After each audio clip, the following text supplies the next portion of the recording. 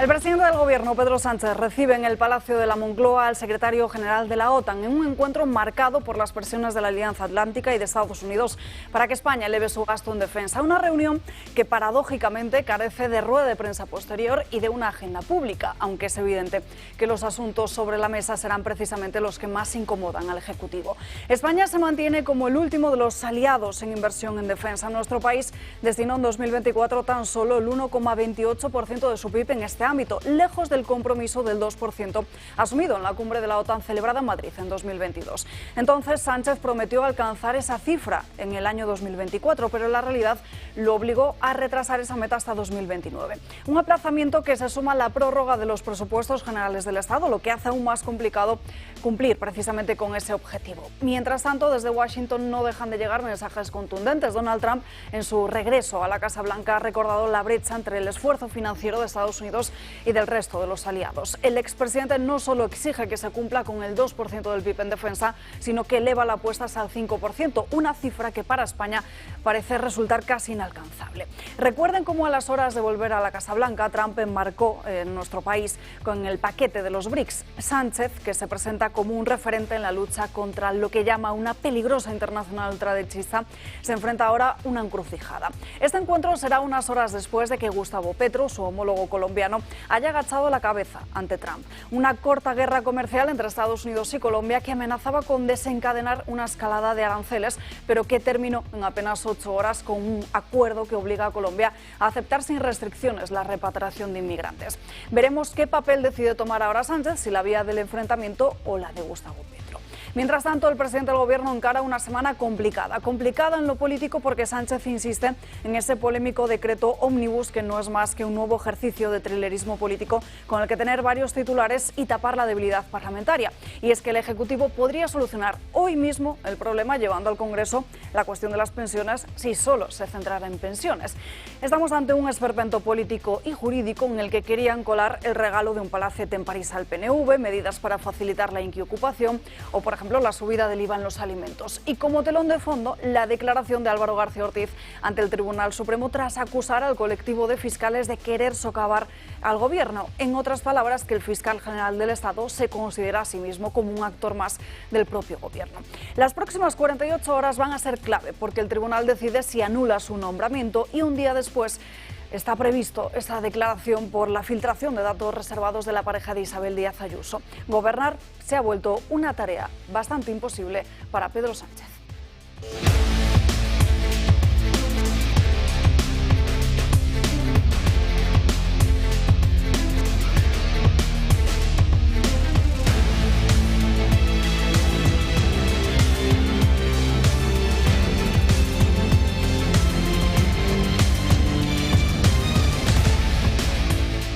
Muy buenos días, arrancamos la semana en este lunes 27 de enero muy pendientes de la política española en medio de todas estas noticias, no solo una semana clave para el fiscal general del Estado, para Álvaro García Ortiz, sino también pendientes del resto de socios del presidente del Gobierno en el arco parlamentario. Analizaremos la situación y también les contaremos las últimas novedades que aparecen publicadas en diferentes medios de comunicación a raíz de los últimos informes de la UCO de la Guardia Civil en la trama de hidrocarburos. Enseguida se lo contamos, antes comenzamos como siempre con el comentario de Josep María Francas. Muy buenos días. Muy buenos días. Pues mira, después de un fin de semana colombiano, por todo el show de Colombia de extraditar, no extraditar y tal, pues me he encontrado con una cosa curiosa que como no la va a contar nadie, la voy a contar yo. Hacía alrededor de las elecciones venezolanas, yo hice 3 entrevistas muy raras, porque 2 de ellas eran a 2, diríamos, líderes estudiantiles venezolanos que estaban viviendo en la selva de Colombia porque eran perseguidos por el régimen de Maduro en Colombia.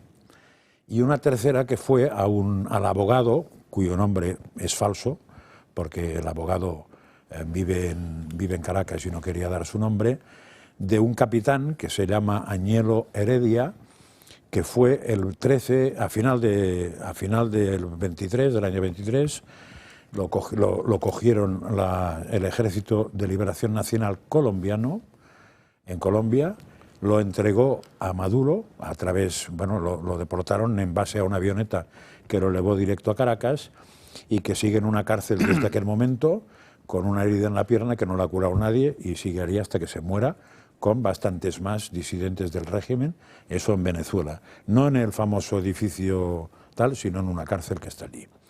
Bueno, la persona que me va contactando esta gente, que no deja de ser una persona original porque tiene unos contactos muy raros, justo me estuvo ahí chateando un tema que le parecía interesante que quedara claro. La explicación es muy larga, la voy a evitar. Pero este hombre, el capitán Añelo, cuando lo detienen en Colombia, él va con otro, que es un teniente, que es el teniente Ojeda, y consigue, en base a unas maniobras de tirarlo por un precipicio al tal, que no se lo lleven al otro. O sea, que se queda vivo el teniente Ojeda.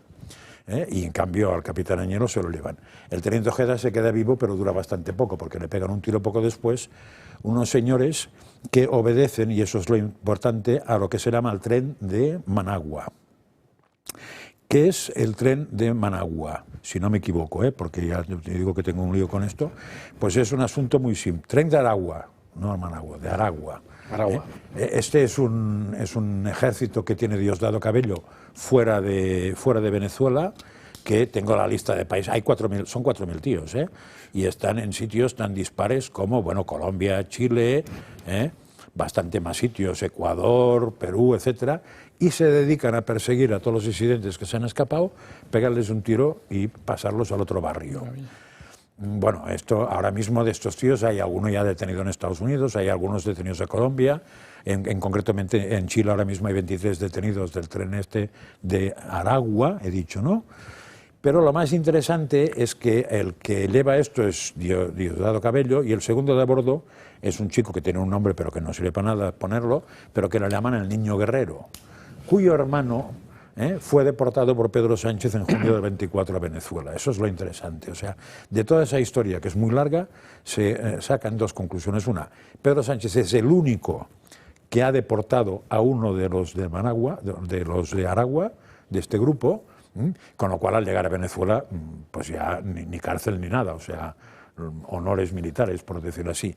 Cosa que ni Chile ni Colombia se ha atrevido a hacer. Y dos, que el régimen de Maduro tiene sicarios, que 4.000 moviéndose por las mismas zonas que se han tenido que fugar los venezolanos, que han tenido que salir por piernas del régimen de Maduro para ir atacando uno tras otro. Pues igual tenemos alguno cerca. Eso para que se sepa con quién nos las jugamos y sobre todo con quién se las juega o a qué juega Pedro Sánchez, que sepa yo, es presidente del gobierno español, como bien sabemos todos. Esperemos que por pocos días. Saludamos al resto de invitados que nos acompañan en la mesa de hoy. Miguel Robledo, muy buenos días. Buenos días. Buenos días también a Juan Antonio de Castro. Hola. Y en último lugar nos acompaña Unai Cano. ¿Qué tal? Muy buenas. Bueno, lo habrán notado todos ustedes. La borrasca Herminia está aquí con nosotros y va a alcanzar hoy, según las previsiones, su máxima intensidad en nuestro país. Se prevén fuertes rachas de viento que impactarán gran parte de la península y también en las Islas Baleares. En la cordillera Cantábrica y las costas de Galicia, los vientos van a ser lo que más preocupe en el día de hoy. Este episodio de mal tiempo va a persistir hasta el martes. De hecho, su peor cara será en la jornada de mañana y se espera que después, según las previsiones de la propia AEMET, pues ya desaparezca. En fin, vamos ahora con otra tormenta que es la desatada en todo el mundo después de la llegada de Donald Trump a la Casa Blanca, que este fin de semana ha terminado con Gustavo Petro, que ha terminado agachando la cabeza ante Donald Trump. Todo ocurría este fin de semana cuando Colombia se negaba, ya lo sabrán a esta hora, a aceptar el retorno de todos aquellos nacionales que estaban precisamente que iban a aterrizar en dos vuelos. Finalmente, Donald Trump amenazó con la subida de nuevos aranceles y Gustavo Petro terminó reculando.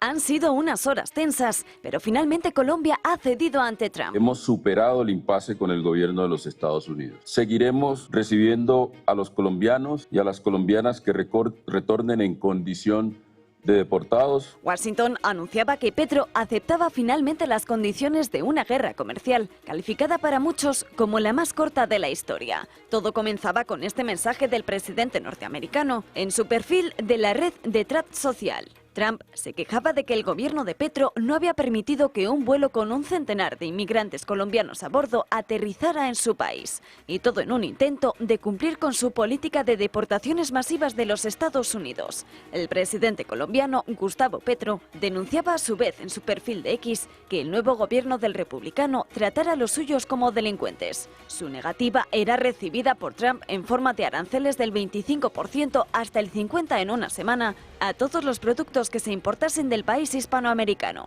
También la prohibición de viajar a los Estados Unidos a miembros del gobierno, sus familias y la cancelación de visados, inspecciones aduaneras y más controles fronterizos y hasta sanciones bancarias y financieras. Cerca de las 11 de la noche en la Casa Blanca, ambas administraciones emitían un comunicado narrando su versión de los hechos y comunicando la aceptación de un acuerdo en materia migratoria por parte de Petro. Colombia aceptaría sin restricciones a todos los ilegales que regresen de los Estados Unidos sin ningún tipo de limitaciones. No obstante, las amenazas de la nueva administración republicana seguirán sobre la mesa si el país hispanoamericano incumple su parte del trato.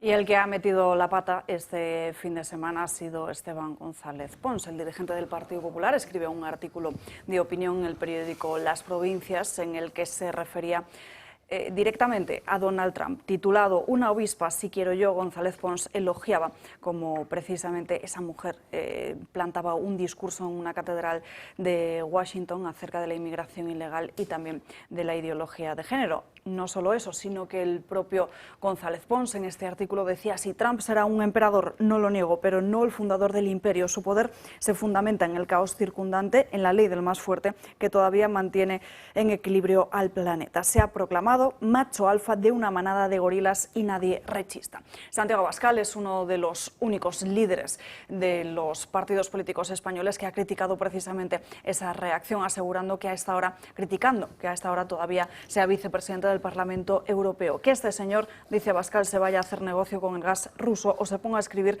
novelillas eróticas. Lo que no se puede hacer es ir de la mano con el autócrata Sánchez en la oposición a Trump, es decir, ir de la mano de Colombia, de Venezuela, de Irán y de Cuba. Fuentes de Génova 13 lo que han confirmado en estas últimas horas es que estas manifestaciones realizadas por Esteban González Pons están incluidas en un artículo de opinión a nivel individual y que nada tienen que ver con la propia posición del Partido Popular. Miguel. Hombre, yo quiero pensar que como era un fin de semana el artículo que publicó en Las Provincias, pues González Pons a lo mejor era fruto de algún vapor etílico o estaba sencillamente después de la siesta. Porque lo que no hay que olvidar es que se está convirtiendo en el peor enemigo de Feijóo. No olvidemos que Esteban Pons es vicepresidente del Parlamento Europeo, tiene un peso fuerte en el Grupo Parlamentario Popular Europeo y es el típico tontolaba de estos que hay sueltos por ahí, es decir, que no se dan cuenta de la responsabilidad que tienen y el papel que juegan y lo tienen que escribir pensando que seguramente en Las Provincias a lo mejor no lo va a leer nadie, diciendo buenas barbaridades sobre Trump. La primera, por cierto, diciendo que viene de sus abuelos eran ilegales, lo cual no solo no es cierto, sino que además en 1887, que se entraba todo por la isla de Ellis, por Nueva York, ilegales no tenía que haber porque todos pasaban allí por caja, ¿no? Yo creo que este tipo de artículos, pues hombre, yo no sé si tenía alguna aspiración a ser ministro de Exteriores en un posible y futuro gobierno del Partido Popular de Feijóo, pero es evidente que esto no le hace ningún favor, puesto que estoy seguro que, hombre, a Trump obviamente no se lo habrán dicho porque esto es insignificante, pero la embajada de Estados Unidos en España, en Madrid, habrá tomado nota de cómo podemos ser tan tontos, ¿no? Esto une con lo de Petro, ¿no? Es decir, es que empieza a haber, no caben más tontos en menos sitios. Oiga, si la actitud yo creo que es la que tomó la presidenta Ayuso o Santiago Abascal. Oiga, en primer lugar, felicitar al señor que ha ganado con una mayoría aplastante del pueblo americano. Segundo, oiga, en lo que usted necesite, nosotros en colaboración, porque seremos grandes en tanto en cuanto fortalezcamos el eje atlántico. Y ya está, pero esto de que querer ser todos de se va a cagar Trump, espérate que le voy a decir, pero chicos, si es que va a pasar como lo de Petro, jefe de Estado, te han hecho así y te has cagado. Y además parece que nos olvidamos de lo que sucedía hace apenas unas semanas con el propio Óscar Puente metiéndose con Javier Milei, que las afirmaciones no son las mismas, pero desde luego estamos hablando de un ataque al presidente de un país por parte de un cargo de gobierno. Sí. Antonio. Sí, yo creo que es el primer ejemplo de la patosidad con la que van a actuar muchos dirigentes europeos en los próximos tiempos con respecto a Trump, porque no lo tienen claro, porque todavía no se han dado cuenta del batacazo que se ha pegado, digamos, el globalismo y sobre todo las influencias del Partido Demócrata y de Biden en Europa y todo lo demás. Creo que no han asumido una derrota absoluta y que siguen ahí de dirigentes algunos sin saber muy bien. Y Pons es uno de ellos. Lo increíble, yo no me acordaba, es verdad, es vicepresidente de la Comisión Europea. Es muchísimo más grave. Es decir, Parlamento Europeo. Parlamento Europeo, perdón. Es muchísimo más grave. Es que tenemos al vicepresidente del Parlamento Europeo llamándole macho alfa de un grupo de gorilas al presidente de los Estados Unidos. Además, hay que añadir a esto que no ha sido elegido por un caos o por una situación, ha sido elegido por el pueblo americano en una mayoría aplastante.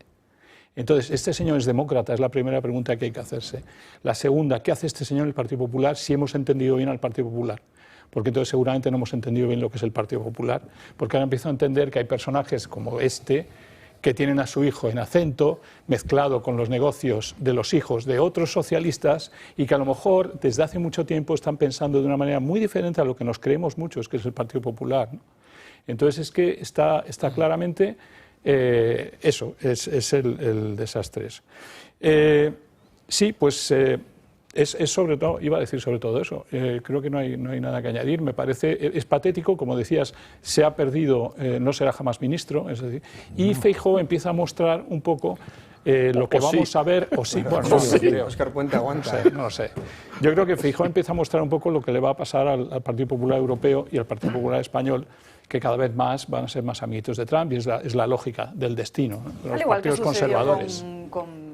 con Meloni. Sí, el Partido Popular en España tiene dos almas en este momento y cada vez son más visibles. Tiene al alma que está intentando compadrear con todos estos nuevos líderes de la nueva derecha antiglobalista, como es el caso de Milei o Donald Trump, que es Isabel Díaz Ayuso, que es la que está sosteniendo muchas veces a la derecha aquí en España, o a toda esa gente que vota al Partido Popular porque lo sigue considerando de derechas al escuchar a Isabel Díaz Ayuso, pero no se da cuenta una gran parte del público, una gran parte del votante del Partido Popular, que quienes a día de hoy mandan en el partido son personas muy vinculadas a la ideología de Esteban González Pons. Feijóo representa a Esteban González Pons, evidentemente su posición es más compleja, es el líder del partido, entonces tiene que guardar cierta moderación ante este tipo de situaciones, igual que el propio Pedro Sánchez, que lo primero que hizo después de las elecciones fue felicitar a Donald Trump. Entonces, ahora mismo creo que el Partido Popular tiene un problema muy grave, sobre todo también en Europa. Al final, durante los últimos 2 años, quienes han estado manteniendo la guerra en Ucrania, que para von der Leyen es primordial mantener a Ucrania viva en el conflicto con Rusia, ha sido también Estados Unidos. Saben que con Donald Trump eso posiblemente vaya a terminar. Veremos cómo son las formas, veremos si es Ucrania quien acaba perdiendo o no, pero desde luego se quiere dar por zanjada la guerra. Entonces, después de eso, Europa tendrá que decidir cuáles van a ser sus aliados, los BRICS o los Estados Unidos de Trump. Yo creo que es una decisión bastante complicada, pero que si no se unen Donald Trump con una Europa que cada vez vaya olvidándose cada vez más de la idea del globalismo, va a ser muy complejo que Europa, en unos momentos de tanta tensión, de tanta crispación social, donde las democracias liberales están sufriendo tanto, se mantenga fuerte, ¿no? Entonces, más allá de eso, yo creo que es muy importante valorar que Donald Trump está cumpliendo con todo lo que prometió, es algo que quizás aquí en España no estamos acostumbrados a ver, y que sin embargo aquí el Partido Popular siempre nos ha negado por activa y por pasiva que muchas medidas que quería la derecha social no se podían ejecutar. Pues Donald Trump lo está haciendo por Petro, que es un líder político, imagínense para González Pons qué será, ¿no? Yo recuerdo una encuesta de La Sexta de escasos meses antes de las elecciones en la cual se preguntaba a los votantes de cada partido cuál era su opción prioritaria para gobernar Estados Unidos. Bien, pues el Partido Popular era el nicho de votantes que más respaldaba a Donald Trump respecto a Kamala Harris, con hasta un 90% de sus votantes. El Partido Popular tiene que hacerse una idea de que se está metiendo en un meollo muy complejo, en un agujero negro, y que al final el intentar abrazar todas las ideas y no tener un programa claro, unos aliados claros, le va a acabar vendiendo y va a ser muy, muy, muy difícil que se sobreponga a estos golpes. A ver, han salido tres temas que tienen que ver, pero es relativo y merecen comentario aparte y no precisamente ahora. Pero, en fin, el primer tema es Esteban. Esteban es muy conocido, salió por piernas, entre comillas, de Valencia hace ya muchos años, lo aparcaron en Europa, es de todos conocido que es íntimo amigo de Feijóo y también es de todos conocidos que no se le ocurrió la mejor idea que ir a Polonia desde el Parlamento Europeo y decir que tenían que cambiar de régimen o de partido político que gobernaba porque no estaban en la órbita de lo que se presuponía que era la Europa moderna, que era la Europa, esta Europa. Con lo cual Esteban pues, es un residuo de una política, pero vamos al segundo tema, que es el PP. Juan Antonio ha hablado de algo parecido a que no sabía si era el PP. Esteban sí. Desgraciadamente, los que mandan del PP son los Esteban, como bien has dicho tú. Y ahí tenemos otro problema, que es ¿qué va a hacer el PP? No cuando sea mayor, sino ahora mismo que no sé si es mayor o ya demasiado viejo. Pero ese problema ya lo tenemos. La gente que votaba al PP está en un sitio, que es en el centro derecha, pero bajando centro y poniendo derecha, y en cambio los dirigentes están en el centro izquierda. Si os acordáis, hay unas declaraciones muy viejas del famoso Mar, que ya decía que el PP de Aznar era el centro izquierda, que buscaba el centro izquierda. O sea, esta batalita viene de lejos porque es el complejo de no queremos que nos tachen de derecha y cuando hay una derecha ya todavía más. Y entonces quieren competir allí. Hay razones estratégicas que es para ampliar el abanico del centro derecha, sí, pero es importante ampliar el abanico no a base de cambiar cada mañana de criterio, ni de funcionar a base de encuestas, ni de hacer solo lo que te dice el de la izquierda para no parecerte distinto. Hay otras maneras, ¿no? Y ese es un segundo tema. Y el tercer tema que no tiene que ver es Trump y la Unión Europea. Cuidadito, porque Trump será lo que será, pero es presidente de Estados Unidos. Estados Unidos en Europa siempre se comporta igual, al lado de Inglaterra y con un problema frente a Alemania, Francia y compañía, porque no le interesa nada que estos pesen más que Inglaterra. Y si algo no quiere Estados Unidos es que el centro de Europa se acerque a Rusia, de ninguna de las maneras, con lo cual va a hacer lo mismo que ha hecho el otro, lo mismo que ha hecho otro, pero con unas maneras distintas porque va por otro lado, pero en el fondo es la misma idea. Los anglosajones son los que son y no quieren que se produzca una cosa que sería peligrosísima, que es la unión de Europa con Rusia, que sería peligrosísima, porque esto sí que compite con ellos, porque estaría la tecnología alemana, el trabajo de los nórdicos y además lo que hay en el suelo ruso, que es muy parecido a lo que hay en el suelo norteamericano, que es lo que van a explotar, con lo cual es un tercer tema. Sí, bueno. Miguel. Bueno. No, que era muy corto, totalmente de acuerdo. Si hubiera que darle un consejo a Feijóo, cuanto más tarde en hacerse trumpista, peor. Más votos se irán a Vox. Y más el ridículo él decidirá, el ridículo lo va a hacer. Si es que el Partido Popular, es decir, bueno, este país, el Partido Popular en especial, llevan 20 años fuera del mundo. Es decir, el último que estuvo en el mundo internacional fue José María Aznar. En el caso de Felipe González, que tenía muy claro el eje atlántico, pero se pivotó más con Europa, y Aznar, que entendió perfectamente que no se podía comprar, o sea, que tú no tenías capacidad de asegurarte la seguridad, y entonces que solo la tenías que comprar a quien te la pudiera ofrecer, y quien te la pudiera ofrecer es Estados Unidos. Entonces, ¿qué ha ocurrido? Que en estos 20 años el Partido Popular se ha olvidado de quiénes son sus referentes, ni tiene un proyecto internacional.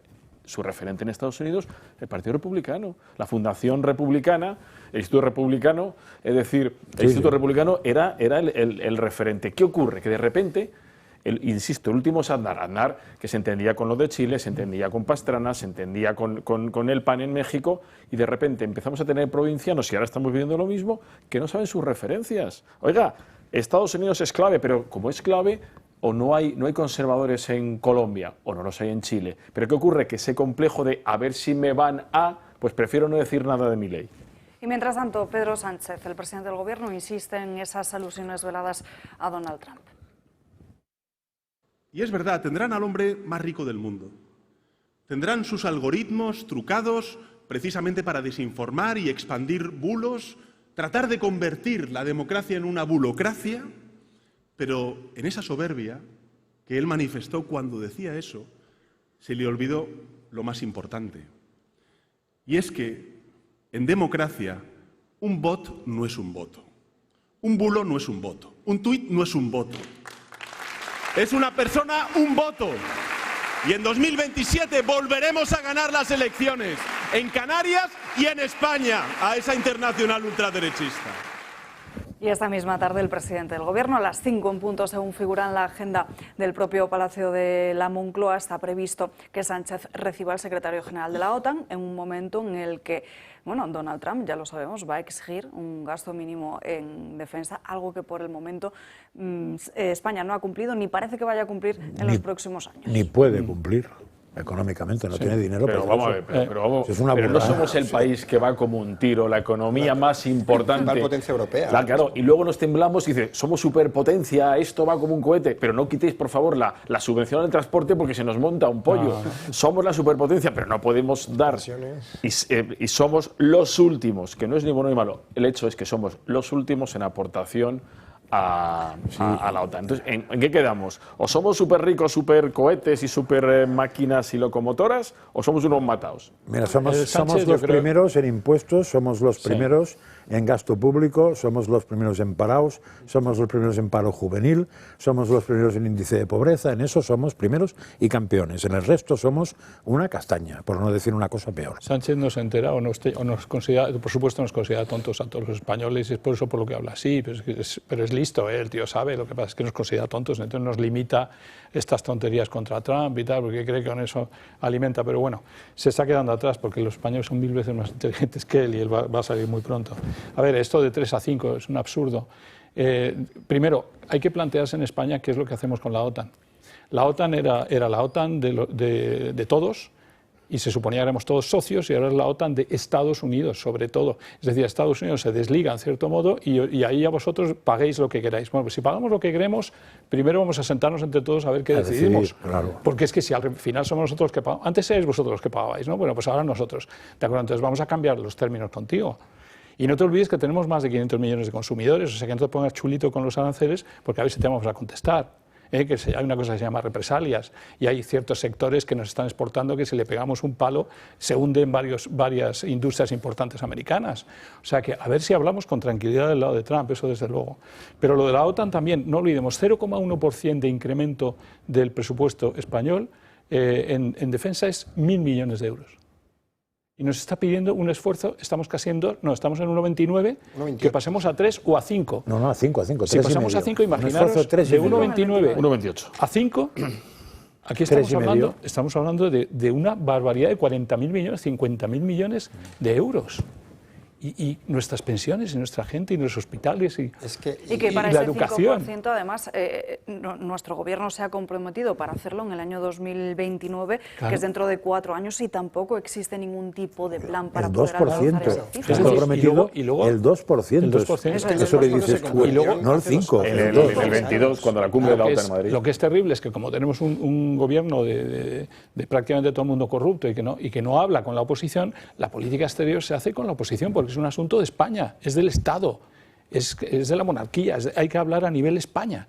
Y habla solo, inventa solo, y hace su política ideológica, pero no por España. Creo que es muy serio de lo que estamos hablando, porque Donald Trump amenazó directamente con imponernos un 100% de aranceles. A España. Entonces, a España en concreto. Entonces, hagas lo que hagas y tomes la medida que tomes, puede ser destructivo, porque ni puedes llegar a ese 5%, estamos en 1,28 cuando se prometió un 2% en 2022, no hemos llegado, y a todo esto hay que sumarle que esto creo que es muy importante también a la hora de aumentar o incrementar ese porcentaje del PIB, que se hable de dónde quedan territorios como Canarias, por ejemplo. Porque ¿qué sentido tiene? Eso hay que negociarlo. Eso sí que le daría la razón. Eso hay que negociarlo. ¿Qué sentido tendría aumentar el gasto en defensa si luego, por ejemplo, el día de mañana Marruecos, aliado directo de los Estados Unidos, que es quien controla la OTAN, decidiese hacer acercamientos o cruzar líneas rojas que hasta ahora no se han cruzado? Ceuta y Melilla, me parece que tampoco no están cubiertos por la OTAN. Pero tú te preguntas si hubiera un lío con Marruecos, ¿realmente Estados Unidos lo tiene claro? Yo no creo que no.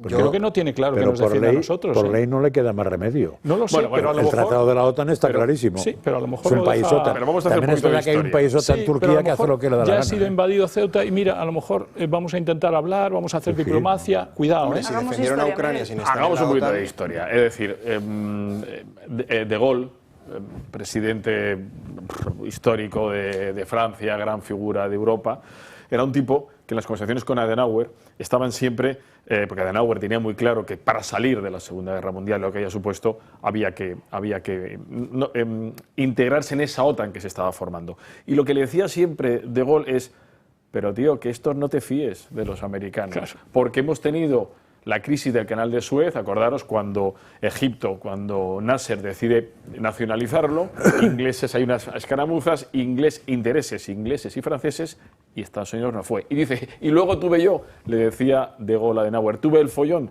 de Argelia, y ahí que eran intereses, eso era Francia, y tampoco vino Estados Unidos. Por eso. Entonces, claro, tú lo acabas de decir, oiga, si esto está muy bien, pero resulta que los sitios más calientes, que es nuestro frente sur, Ceuta y Melilla, no están cubiertas por la OTAN. No, al revés, están armando a Marruecos. O sea, le están que pasando si los entra, mejores pues, armamentos de Norteamérica. Pero, Es que- pero estoy de acuerdo, ya, habrá que hablarlo todo esto, pero para hablarlo, ¿tú crees que este señor que tenemos ahora o el anterior lo van a hacer? No, algo ni peor. tienen capacidad de hacerlo. Es el gobierno español. Y fijaros que el gran gurú, el oráculo de Delfos, que es Zapatero, ya ha empezado a decir China, China, China. ¿Por qué? Porque hay business en China y tiene negocios de intermediación en China. O sea que nuestro eje va a ser el eje hispano-chino. BRICS. Sí, pero O sea, si hay un conflicto BRICS. todavía peor. Que sepa yo, puede ser que Gran Bretaña esté en la OTAN, ¿no? Sí. Y tenemos un problema con Gibraltar, con Gran Bretaña, que está en la OTAN. Imagínate. O sea, en la misma entidad de defensa tenemos un conflicto de unos tíos que nos han robado una cosa y no nos la piensan devolver. ¿Dónde está el meollo de toda esa cuestión? Pues un tema creo que es muy fácil. Tanto en un caso Ceuta, Melilla, como Canarias, como Gibraltar, que el gobierno español no pinta un pimiento en ningún sitio. Solo tuvo una excepción. Bueno, toda la historia sí que pintó mucho. Y después Aznar, que puso las piernas encima de una mesa, el único. Porque el resto se han tragado con patatas fritas. Pero se colocó ahí. No, por eso. Pudo poner las piernas encima de una mesa donde estaba presente Estados Unidos. El resto les dan un rato con un micronegraje, que es un poco distinto entre poner las piernas en la mesa a tener que salir por el garaje. Y no olvidemos Pues una nada. cosa, que Israel es amiguito de Marruecos y Israel en este momento no es amiguito de España. ¿Pero quién es amigo de España? Son las 12:30 del mediodía, nos vamos a ir a la primera pausa de publicidad, una pausa en la que les recomendamos que se apunten a la próxima actividad del Club de Amigos, que es esta misma semana, el miércoles 29 de enero, donde pueden realizar una visita guiada en el Museo del Ferrocarril, en la que van a poder conocer antiguos vagones, locomotoras históricas y también objetos que dan vida a este apasionante viaje. Conozcan cómo el ferrocarril cambió el rumbo de las ciudades, las economías y las vidas de las personas. Pueden apuntarse a esta actividad llamando al número de teléfono que están viendo en sus pantallas, que es el 91 616 24 64, o si lo prefieren escribiendo un correo electrónico a clubdeamigos@clubdeamigos.org. Publicidad muy rápida y enseguida estamos de vuelta. Ya estamos de vuelta en Dando Caña. Enseguida vamos con página política y les contaremos qué es lo que están diciendo las últimas encuestas publicadas en los diferentes medios de comunicación. Pero antes vamos con otra noticia que leía este fin de semana en la Gaceta y que firmaba el propio Unai Cano acerca de cómo los medios de comunicación belgas han establecido la práctica del cordón sanitario a los líderes y partidos patriotas para impedirles el acceso y así no darles ningún tipo de visibilidad. Esta práctica también la conocemos aquí en nuestro país. De hecho, hemos visto muchos medios como también lo han hecho con ciertos partidos, pero por si quieres contarnos tú en qué consiste. Sí, o sea, realmente en España existe y está bastante extendida y normalizada, pero no hay un consenso como tal que haya llevado a decir X partidos no pueden acceder. Por ejemplo, en España se conoce que en el año 2001 PP y PSOE acordaron tratar de censurar siempre la nacionalidad de los inmigrantes porque consideraban que eso podía dar lugar a crear tensiones sociales, etcétera, un poco similar a lo que ocurrió más a gran escala en Reino Unido con el caso de las violaciones.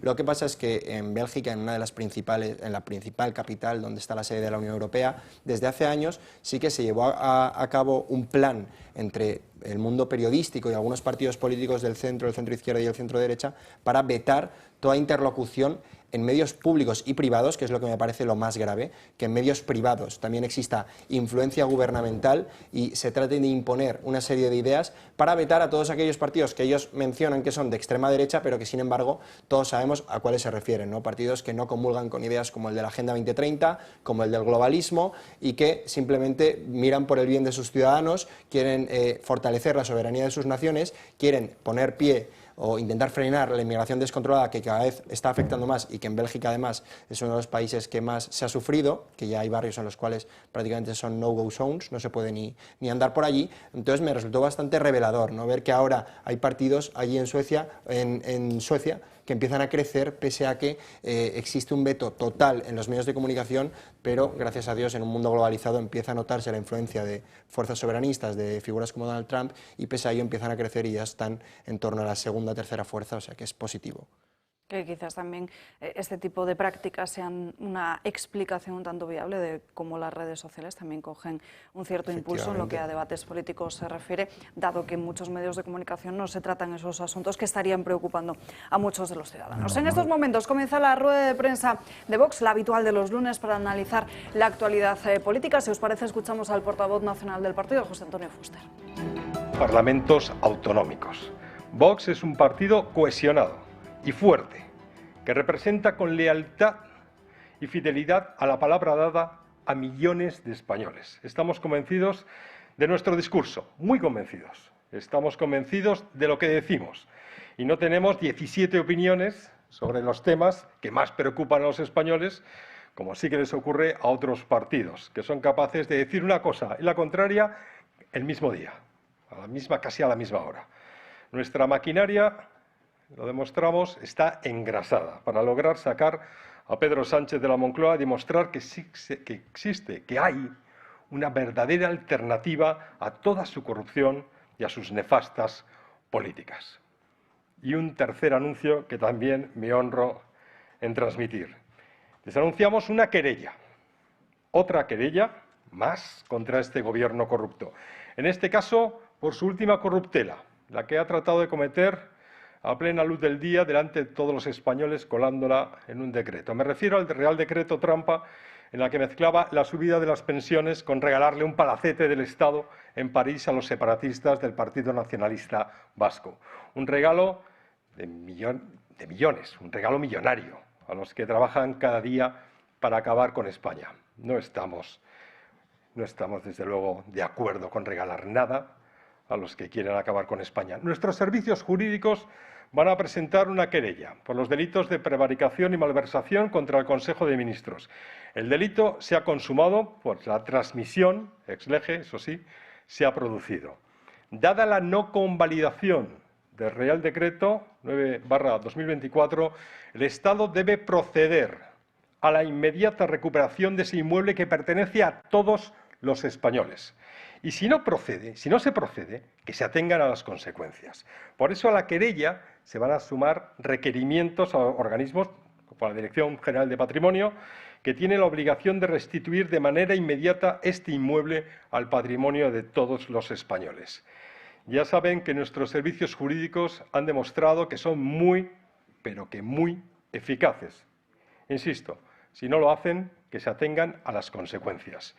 No hay que pasar ni una a este gobierno corrupto y mentiroso. Ni una. Vox garantiza a los españoles una oposición total y frontal, como dijo la semana pasada nuestra portavoz en el Congreso, Pepa Millán, una oposición total y frontal a este gobierno, al que tarde o temprano, no tenga la menor duda, veremos en el banquillo de los acusados. Y sin más, me pongo a su disposición para cualquier pregunta, ampliación o cualquier cosa que me quieran decir. Buenos días, portavoz. ¿Qué tal? Muy buenos días. Le quería preguntar, tras leer el artículo de González Pons, ¿qué valoración hace Vox sobre las declaraciones que ha hecho sobre Donald Trump como que es el líder de una manada de gorilas? Señor, de verdad. Mire, como siempre hemos dicho, nosotros queremos y necesitamos que los partidos patriotas, y en este caso Donald Trump está a la cabeza de otro partido patriota y aliado en los Estados Unidos, prosperen, sean más fuertes, sean más eficaces, con lo cual cualquier cosa que haga el Partido Popular, en este caso, pues nos preocupa muchísimo.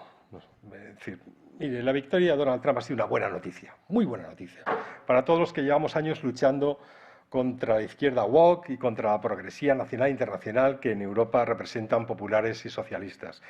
A mí nos preocupa muchísimo, de verdad, las consecuencias que pueda tener para nuestros agricultores, para nuestros productores, para los españoles en general.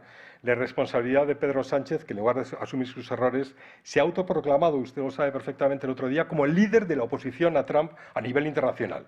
Pero claro, Ese es el problema, que no solamente es Pedro Sánchez, que es que vemos que el Partido Popular, de la mano de Esteban González Pons, pues vicepresidente del Parlamento Europeo, pues eso, le llama gorila, le ha llamado gorila y enterrador de la democracia, cosas de ese tipo, he tenido que leer. ¿De verdad que el Partido Popular piensa que así vamos a evitar aranceles a nuestro sector primario y a nuestra industria? ¿De verdad que lo cree así? Este señor debería dimitir y pedir perdón por cuanto antes.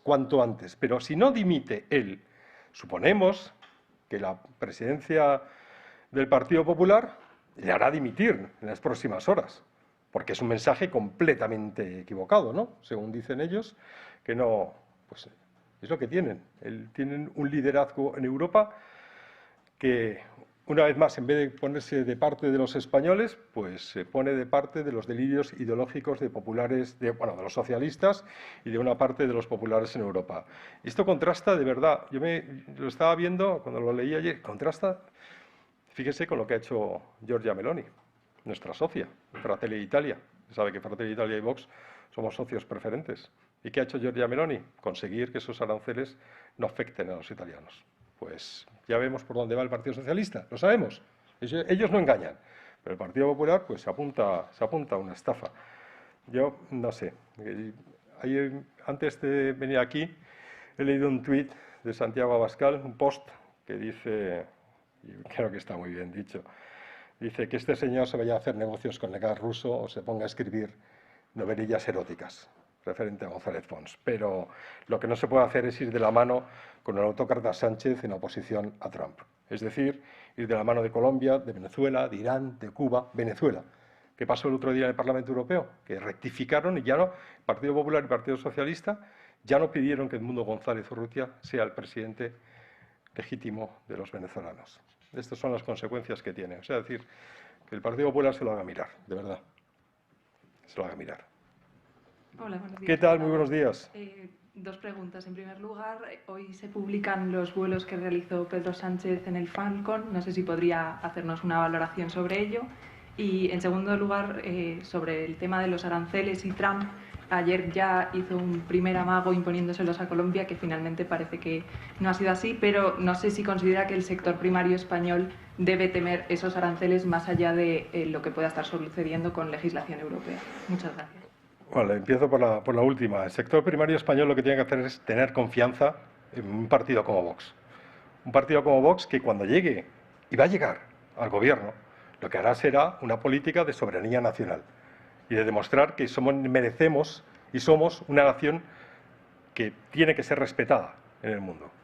Esos aranceles que puso anteayer la administración Trump a Colombia, ante la negativa de Colombia, por cierto, del gobierno de un aliado, de una parte esencial de esta multinacional del narcoterrorismo y narcotal como es Gustavo Petro, del Foro de Sao Paulo, el Grupo de Puebla, pues lo que demuestra es que una nación fuerte, cuando toma medidas que la protegen a ella misma y su soberanía nacional, deben ser aceptadas. Sí.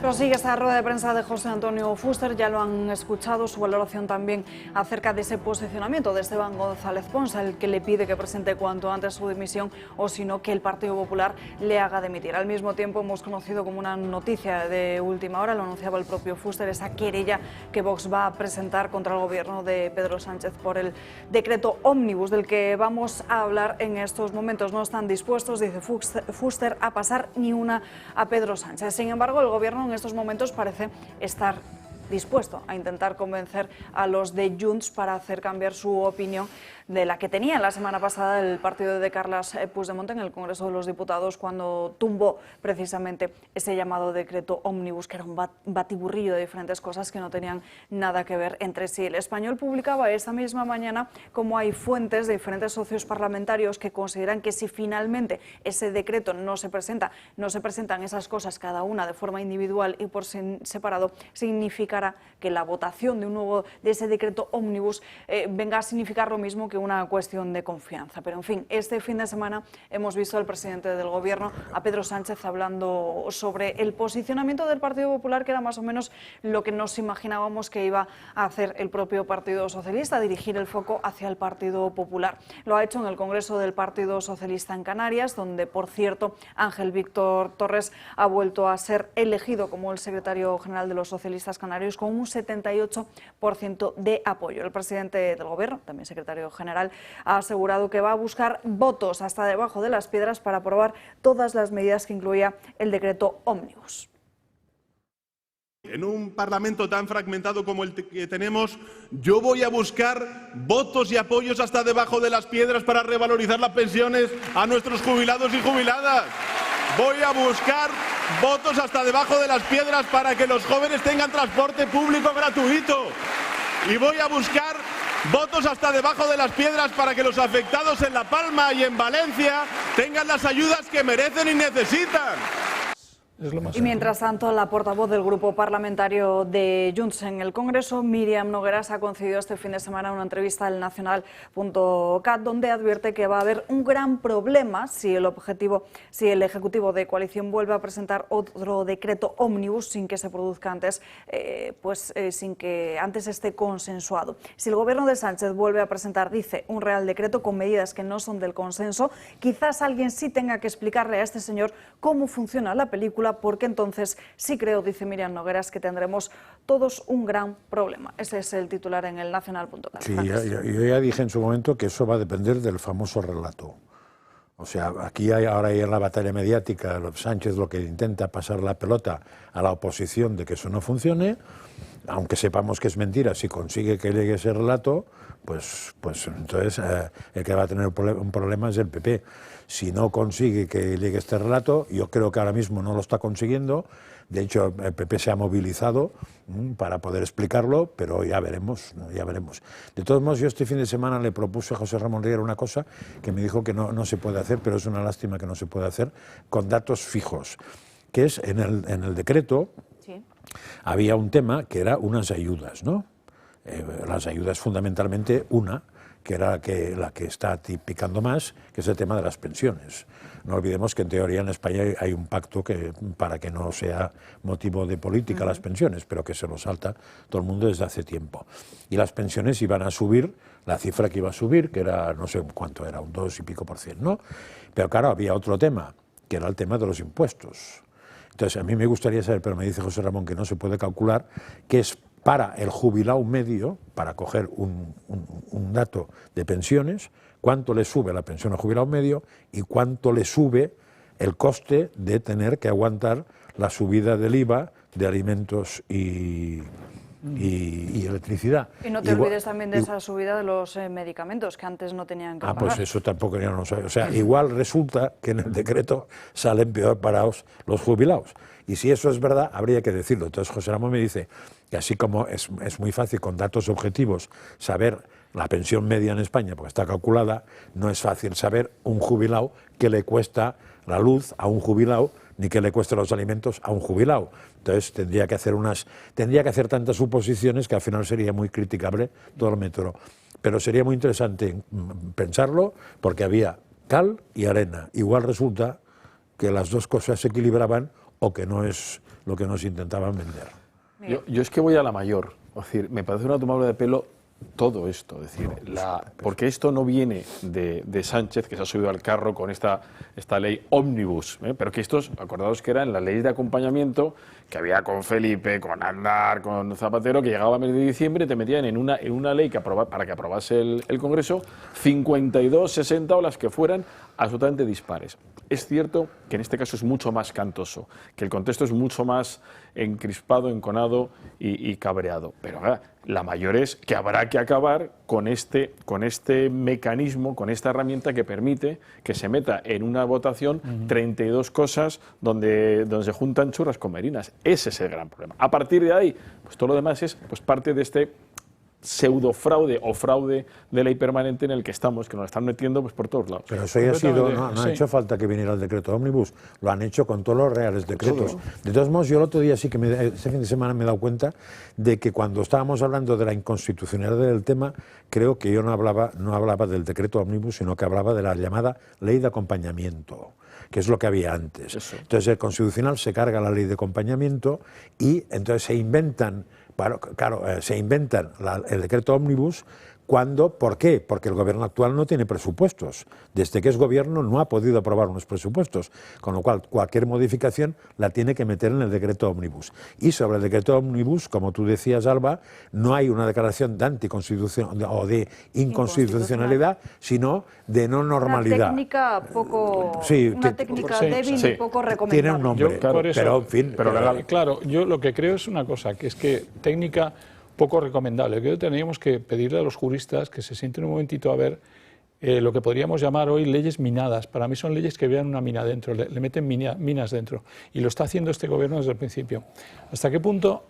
No digo que sea constitucional o no, pero la práctica jurídica o la legalidad en el Congreso de que, por ejemplo, hagamos una ley sobre contratación de futbolistas y nos metan una subida de pensiones o una... Pues eso es lo que han se hecho. Puede hacer, porque sí. Entonces haces una ley de enfermería y metes una cosa de fútbol y eso tiene que tener un límite. Que en la pandemia, no sé si recordaréis, como el propio partido de Pablo Iglesias quiso colar una enmienda con algo que tenía que ver con el material sanitario acerca del CNI. Bueno, caray, no, pero cuidado, eso... Pablo Iglesias entra en el CNI justo por el decreto en que se habla de que España fue declarada no sé qué. O sea, dudo yo que el reglamento de las Cortes y que la forma de actuar en legislación y cómo funciona el legislativo en este país, y ahí me dirijo a los juristas que me lo digan, economía política, que me digan hasta qué punto puedes jugar con esa cosa minada. Y luego el legislativo con todo esto se bloquea, porque estás jugando por detrás y en el lado oscuro. Y lo que hay que pedirle, yo creo, al PP y a Vox, es que con un legislativo que se bloquea, hay que de una vez parar de colaborar con el sanchismo. Alberto Núñez Feijóo, antes de darle la palabra a Unai Cano en estos momentos, asegurando que estamos ante el enésimo fracaso parlamentario del propio Ejecutivo, que no se puede tomar a los pensionistas por pardillos, y dice Feijóo, Sánchez tiene los votos garantizados del Partido Popular para subir las pensiones, las ayudas al transporte, pero evidentemente si lo hace por separado. Escuchamos a Feijóo. Insisto, si no actúa ya, el PSOE volverá a congelar las pensiones en España. Las congeló el presidente Zapatero con el voto inestimable del diputado Pedro Sánchez y ahora es probable que Pedro Sánchez vuelva a congelar las pensiones en España. Y también eso puede pasar a la historia. Ha dicho el señor Sánchez este fin de semana que había que buscar votos debajo de las piedras para subir las pensiones. No tiene que buscar los votos debajo de las piedras. Lo que el señor Sánchez está intentando es buscar en Suiza que le sigan pagando el sueldo de presidente del gobierno, que es una cosa muy distinta a buscar votos debajo de las piedras, porque esos votos están en el Congreso de los Diputados. Pero, como les decía, el objeto de esta visita programada con tiempo en el día de hoy está claro que es acreditar que hay otra forma de gobernar, que hay otra forma de hacer política y que hay una alternativa preparada. El Gobierno está dedicado a sus problemas particulares. Hay otra forma de gobernar, enseguida lo continuamos analizando, pero antes breve pausa de publicidad.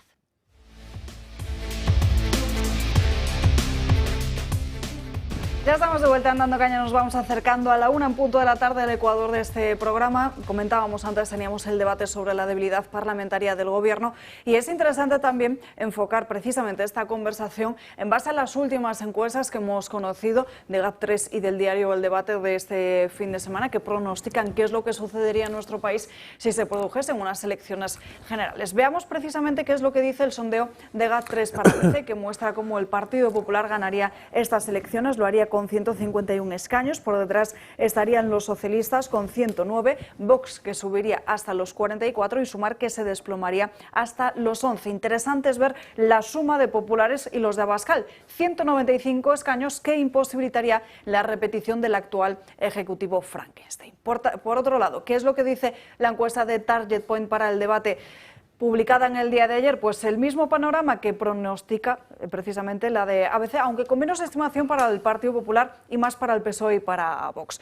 El Partido Popular estaríamos hablando de que se movería una horquilla de entre 143 y 145 asientos en el Congreso de los Diputados, mientras que el Partido Socialista rondaría los 120 y Vox se acercaría a 50 diputados. El partido de Santiago Abascal conseguiría entre 14 y 16 diputados más de los 33 que tiene en estos momentos, y en esta encuesta también estamos observando cómo rebasaría entre el Partido Popular y Vox de forma muy holgada esa mayoría absoluta, llegando incluso hasta los 194 escaños en esa horquilla máxima que pronostica el debate. Unai.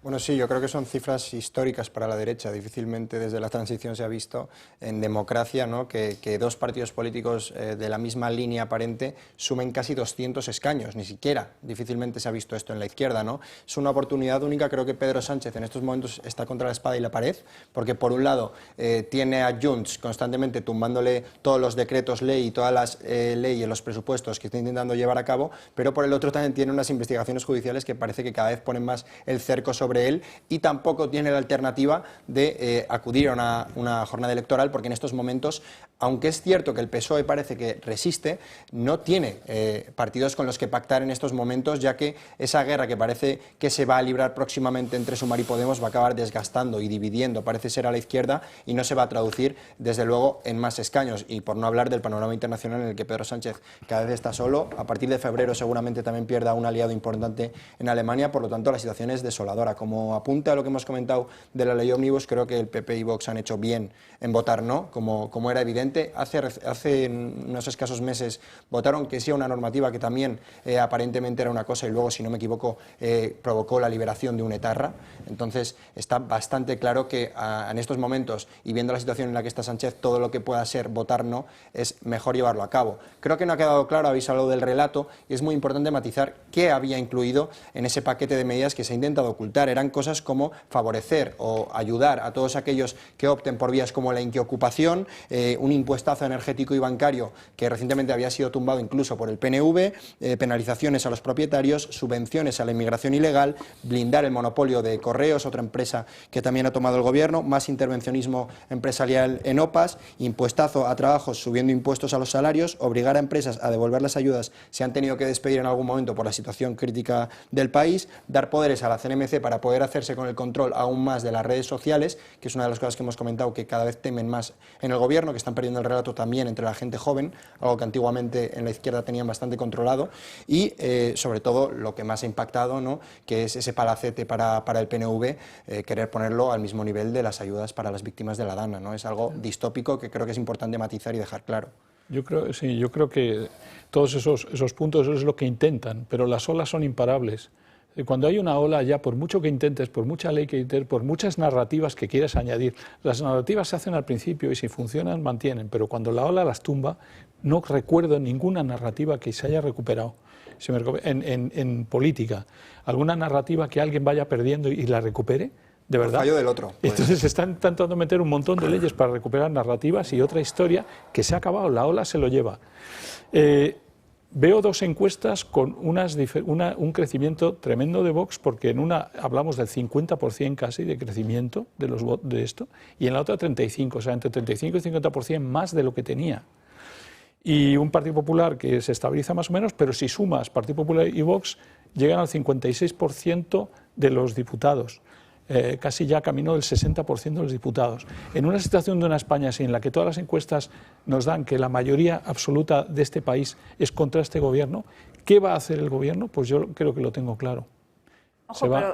Se va a quedar con su núcleo de todos los que les conviene que siga existiendo y nos pueden tratar de dejar aquí hasta dentro de 3 años. Y no le interesa en este momento ni a Junts, ni a RC, ni a Bildu, ni a nadie salirse del átomo de hidrógeno que han configurado. Y no les queda otra salida, porque estas cifras es ir a elecciones y perder, pero todos, ERC, todo el mundo pierde. Depende del Entonces, ¿cómo le van a abandonar? Y es precisamente lo que muchas opiniones apuntaban este fin de semana, porque sí que es cierto que después de ver ese enésimo fracaso parlamentario del propio Ejecutivo de Sánchez, muchos consideraban que el panorama de las elecciones estaría más cerca que dentro de unos años, como pretende aguantar el propio Ejecutivo de Sánchez. Sin embargo, viendo esta realidad, tampoco hay que confundirse, y eso nos llevaría a preguntarnos hasta dónde está dispuesto Sánchez a llegar con el propio Poder Legislativo para poder saltárselo a la torera y seguir gobernando. Pero si es por encuestas, que esperen nada del CIS y ya está, y entonces todos irán a elecciones mañana mismo. Claro. Yo creo que el tema electoral depende del coste que suponga para los socios. Y el coste no es un coste a nivel español, sino que es un coste a nivel de cada territorio. Convergencia en España, fíjate que esta vez es cuando tiene menos y cuando pesa más. Con lo cual eso tampoco le preocupa demasiado, le preocupa más que puñeta hago en mi territorio, que es donde me juego los garbanzos y donde puedo colocar a 30.000 tíos. Y el PNV igual. En el momento que el PNV vea que se le come la tostada a Bildu, igual se plantea que la amistad con el PSOE no le va bien.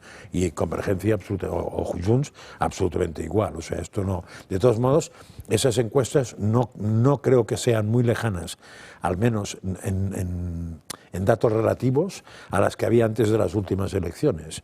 Y ya se encargó el PP de que se fuera todo al traste. Perdón, el PP y los propios encuestadores.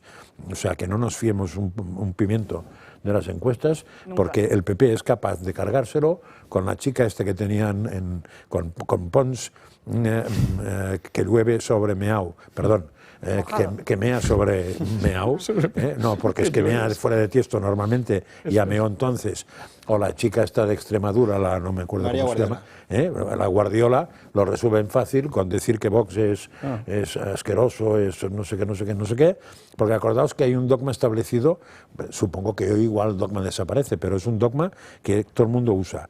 Si la derecha se divide entre dos, no ganará nunca. Esto supongo que lo habéis oído, ¿no? Pues ahí resulta que es la mayoría absoluta y la derecha está dividida entre dos. O sea, tenemos que cambiar un dogma de la demoscopia. Tu punto de los territorios está bien, pero imagínate que pierden el poder a nivel nacional. Eso le va a afectar al territorio. Ya, pero fíjate que cuanto menos han tenido a nivel nacional, que es ahora Convergencia o Junts con 7, es cuanto más ha pintado. Ellos saben que puedes tener uno y puedes levarte todo, y puede ser un órdago si a los otros les falta uno. O sea, eso depende. A ver, vamos a ver. Atendiendo a estas encuestas, que no deja de ser una fotografía del momento, y que lo que me decía Juan Antonio, está marcando una tendencia que ya es imparable, o parece imparable. Pero fijaros que el nacionalismo, los independentistas, todos los 4 partidos suben todos un escaño. Sube el PNV, sube Bildu, sube Junts, sube Esquerra, sube el BNG, que pasa de 1 a 2. Todos los independentistas suman 20 y tantos, no sé que son 23 aproximadamente.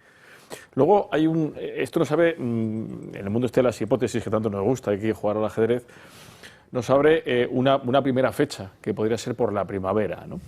¿Por qué por la primavera? Bueno, pues por un lado tenemos que ya todos los que están en el entorno de Sánchez ya han declarado. Una vez que tú has declarado, te puedes tirar ya 3, 4, 7 años hasta que haya un juicio oral, hasta que se califiquen los supuestos delitos por parte del fiscal y tal.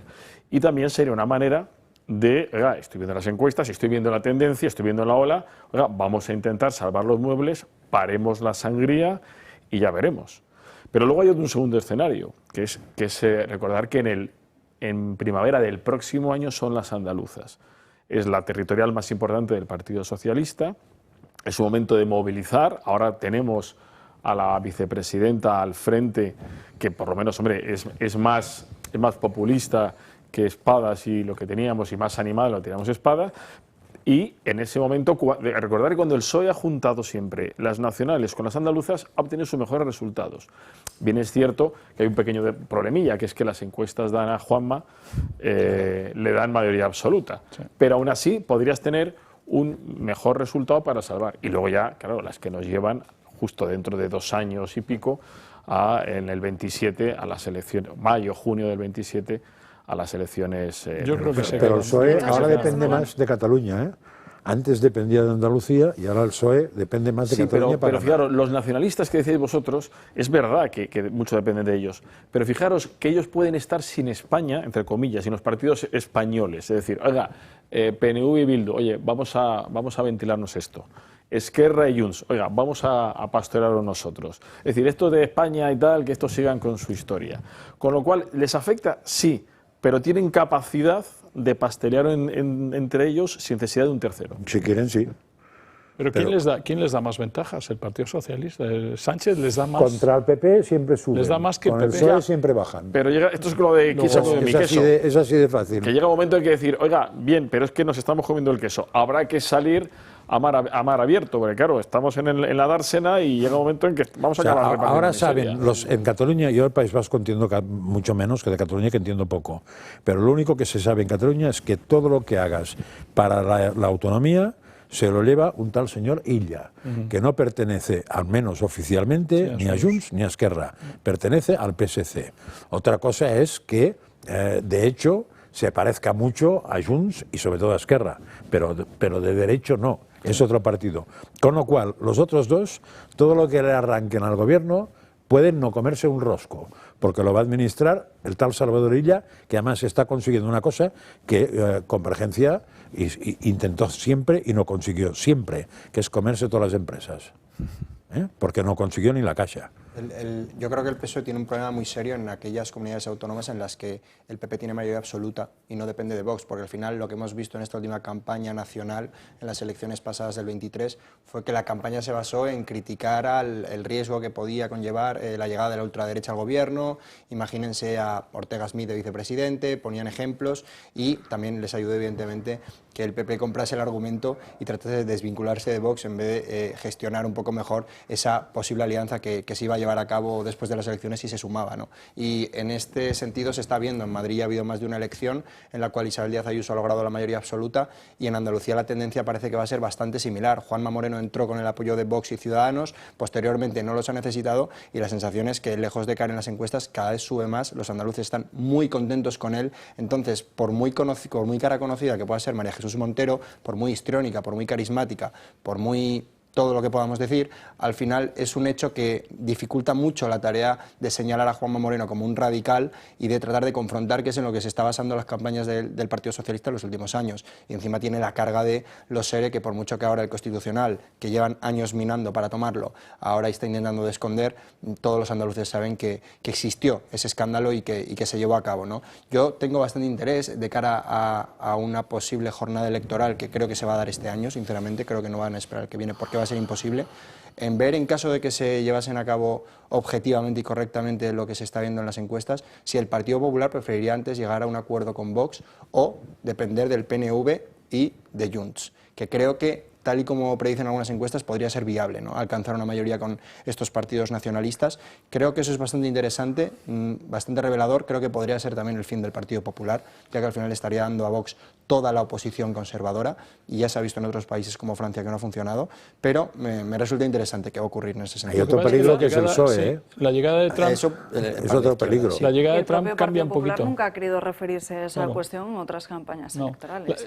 La llegada de Trump cambia un poquito eso, porque en ese sentido seguramente el Partido Popular se va a ver mucho más justificado a aliarse con Vox, con Trump en Estados Unidos y la influencia en Europa y demás, que aliarse con PNV y tal. Eso le va a parecer antiguo. El complejo Ahora, que tiene es tan profundo lo bueno que no es estar lo sé, cercano a los patriotas y el PP lo sabe. Va a ir despacito convenciéndonos a todos. Pero es lo que va a acabar Vámonos a haciendo. página de corrupción, porque parece que está siendo algo que el propio Partido Popular no está sabiendo rentabilizar lo suficiente. Veamos las novedades que hoy aparecen en diferentes medios de comunicación acerca de los últimos informes de la UCO incorporados en esa investigación, en ese caso de la trama de los hidrocarburos. El Confidencial cuenta hoy cómo la UCO de la Guardia Civil ha descubierto que cobró, después de salir del Ministerio de Transportes, de un entramado societario en el que participa Emilio Carrillo González. Según el registro mercantil, esta empresa fue creada con el objeto de actividades de contabilidad, teneduría de libros, auditoría y asesoría fiscal en la época que tenía en nómina al asesor de Ábalos. Esa empresa estaría controlada por un empresario que se llama Manuel Sayés y que acumula un largo historial como asesor financiero de todo tipo de organizaciones criminales. Por su parte, el debate se refiere a otra parte que está también investigando la UCO de la Guardia Civil, porque ya saben que desde un primer momento aquí todos nos planteamos si hubo o no chivatazo a los diferentes miembros de esta trama. Pues precisamente lo que está investigando la UCO son ciertos contactos con la propia policía y la Guardia Civil. ¿Por qué? Porque en los contactos que figuran en el dispositivo de Koldo García, es decir, en la agenda del teléfono móvil, se encuentra el de Francisco Pardo Piqueras, que es director de la Policía Nacional, y el de María Gámez, la directora de la Guardia Civil, que dimitió después de la imputación de su marido en el caso de los ERE. También hemos conocido, lo ha publicado Voz Populi esta misma mañana, unos audios en el que se muestra, se evidencia el nerviosismo de los diferentes miembros de la trama una vez que empezaron a sospechar que estaban siendo investigados. Lo que van a ver, lo que van a escuchar, son unos audios entre Carmen Pano y Víctor de Aldama. Millones, que tú le has dicho que yo me había quedado con 8 millones suyos. Primero, ¿cómo le voy a decir que te has quedado con 8 millones suyos si no se han generado? Eso primero.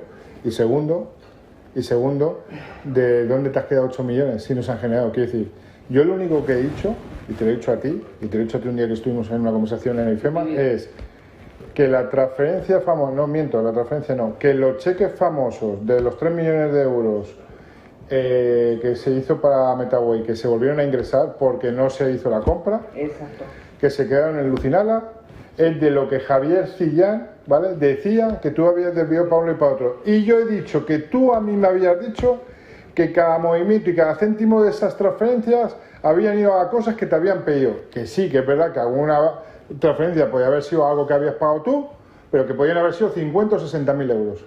Eso es lo que he dicho. Nada más, y además, ¿sabes cuál es el...? ¿Pero dónde están los 8 millones de euros? Bueno, estos audios se producen en septiembre del año 2024 cuando, como decimos, muchos de ellos sospechaban que estaban empezando a ser investigados por la propia Guardia Civil y en ellos se hablan de ese desvío de grandes cantidades de dinero al extranjero. Nos vamos ahora con Álvaro García Ortiz. Entramos en una semana clave. Mañana veremos que se decide finalmente si su nombramiento era idóneo o no para presidir la Fiscalía General del Estado y que además se producirá 24 horas antes de que declare en el Tribunal Supremo por ese caso de revelación de secretos de la pareja de Isabel Díaz Ayuso. Sin embargo, de momento, el Gobierno sigue apostando por defenderse.